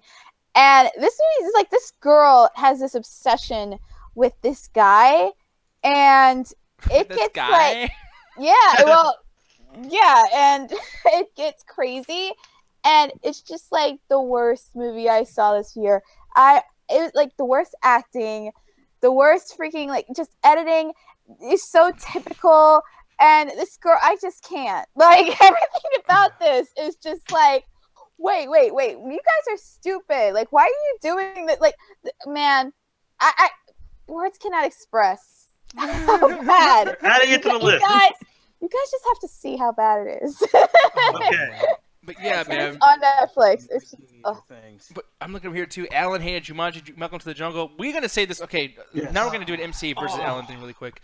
Me, Allie, Ganja, we all agree that this movie is okay. Alan just fucking hates it because he don't like. I don't know what the fuck. Despite the fact that I hate Kevin Hart, which I don't know why anyone else doesn't, it was one of those things where it's like when I was watching the movie, I had two kind of ideas, two kind of I guess things in my head with this. If reviewing the movie on its own, it's very generic, and it does a lot of generic things with like, let's get generic stereotypes, a generic selfie girl where all she's doing is selfie and taking photos. Then you have the generic jock, the generic nerd, and the generic, kind of nerdy, attractive girl that hates everybody and has this persona. And that's really all they do with that. They really go nothing into the fucking characters. So when they get sent into the video game, they become generic video game tropes, and they start doing generic video game things. Nothing in this movie feels original. Everything in this movie feels like it was on a checklist of like cash grab the movie on how to actually do this stuff. there are scenes in this movie that really are completely useless to the plot and are just there. But every now and then there's a funny joke, or every now and then there's a cool action scene. That's the movie on its own. But the fact that it's called Jumanji just kind of shits on the old one when it brings a lot of the elements from the original with zero fucking stakes and has the balls to fucking say that this world we created, this generic bullshit world where we created, where you die randomly and have 3 lives and everything's happy-go-lucky, is the bullshit that Robin Williams' character went through in the first one. Man, fuck you, movie. Straight up, I'm one of the worst because I was angry watching this fucking movie. Yeah. So you're mad at the update to a kids' adventure movie that updates all the references from the kids' adventure movie? It's not so much it updates. It just fucking adds in what it feels works and just does generic shit with the rest of it. None of it feels Alan inspired. hates when the movie has fun. Oh. He hates it. Okay, Okay, wow. no, okay. If I could defend Right off Alan, of that like, shit, man. That just movie like was seriously. I didn't say that. That was not me. trash. That was Julian's ass, man. Just from the trailer, it kind of just pisses me off because you're just like, okay, you completely missed the point of just like what made that first homage on Jumanji like really fucking good. And they could have. It's maddening because they could have really legit made this a really good movie. Like, they completely missed the point, and they could have really made this like a really good opportunity to fix some of the issues that the original Jumanji had. It's like when you make a reboot of anything, it's always to fix what the original had. And bias, like, granted, the movie hasn't really aged too well, like especially in the CG department. It has not aged well. So it's just like, man, you could have added all these like cool fucking like monsters and shit like that, and just like all these animals into like this new Jumanji. You could have had new riddles, brought in some really clever writers and shit like that. Especially some of the writers that we have now in Hollywood. It's just like, man, you could have easily used some of that talent to actually write new riddles, have new stakes and stuff like that, and actually make this like a really touching story. You just completely missed the fucking game part. Just like completely. Everyone except for Alan's praising it, man. And Okay, you haven't first even of all, seen praising it. is a little high, motherfucker. And Hold on. That's Hold all I'm on. saying. I want to put my opinion out there because I saw this movie with Alan and Allie. We all watched together. I was extremely fucking baked through this film. Oh, really? No shit. No. Hold on. review. Hold on. You think this movie would be fun, right? Entertaining, stupid fucking animals, going through the jungle, video game scenarios. I've basically got the mental capacity of a 2-year-old watching this shit. I literally blacked out. Didn't give a fuck anymore. I started listening to music while the shit started playing. It was not fun, Julian. I don't know what the hell you're talking about. It was fun in the beginning when they were doing nods to video game and actually taking a chance with the idea. But when they drop that and it turns into a generic action movie, when the characters are doing shitty one-liners, and the only time I laugh is when fucking Kevin Hart is drunk and makes a "that's what she said" joke. If a "that's what she said" joke is the highlight of your comedy, your movie is not fucking entertaining. And the one thing I didn't appreciate was all the callbacks, but none of the fun of the callbacks. This is the difference between The Last Jedi and this shit. The Last Jedi at least made callbacks, but it was entertaining, it was fun, and it tried to capture the feeling of the originals. This didn't do that at all. It was like, hey, you remember this scene? Okay, now we're going on to the next one. All right, you movie Stalin. He's movie Mal. Get it right. He has that on everything. Well, here's the thing. I'm going to go and show this one more time. People like that. That's basically it. So that's our list. If you're confused as to who's responsible, I'm actually really curious about something because I really haven't been around, and I'm just really curious. Yes, Anthony, it's possible for you to like and hate something at the same time, according to Nick. No, I'm actually telling you guys.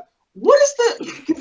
Because you was like, you had a rock hard boner for like Spider-Man: Homecoming. I was actually trying to tell you to calm down. I was just like, dude, it's not gonna be that great. Why did you hate Spider-Man: Homecoming that much? Like, I'm Okay, really that curious. list oh, is no, a I little fucked up. I actually fucked up. That was because earlier. I'm sorry, Ganja. God damn it. Why did you bring that shit I back loved up? all those movies, but then also hated them. So I woke up early this morning to watch 2 extra movies for that list. I am sorry, bro. I didn't mean to. If I knew it was going to be wasting my time, I just would have hung out with you and played cards. Dude, I showed you. I was correcting it in person. Look at that. I done fucked up. I can right here in the Google Docs. I done fucked Deadeye. The pie. Look, man, I was talking while I was writing it. It's a whole I'm pretty sure that's Indian for shit. But people know. But like I said, dude, here it is again. If you guys want to send us hate mail, holy shit, hate mail, hitmen, whatever the fuck, like send it over there to everybody else but me, because obviously what Ruthless said and what Ruthless says matters.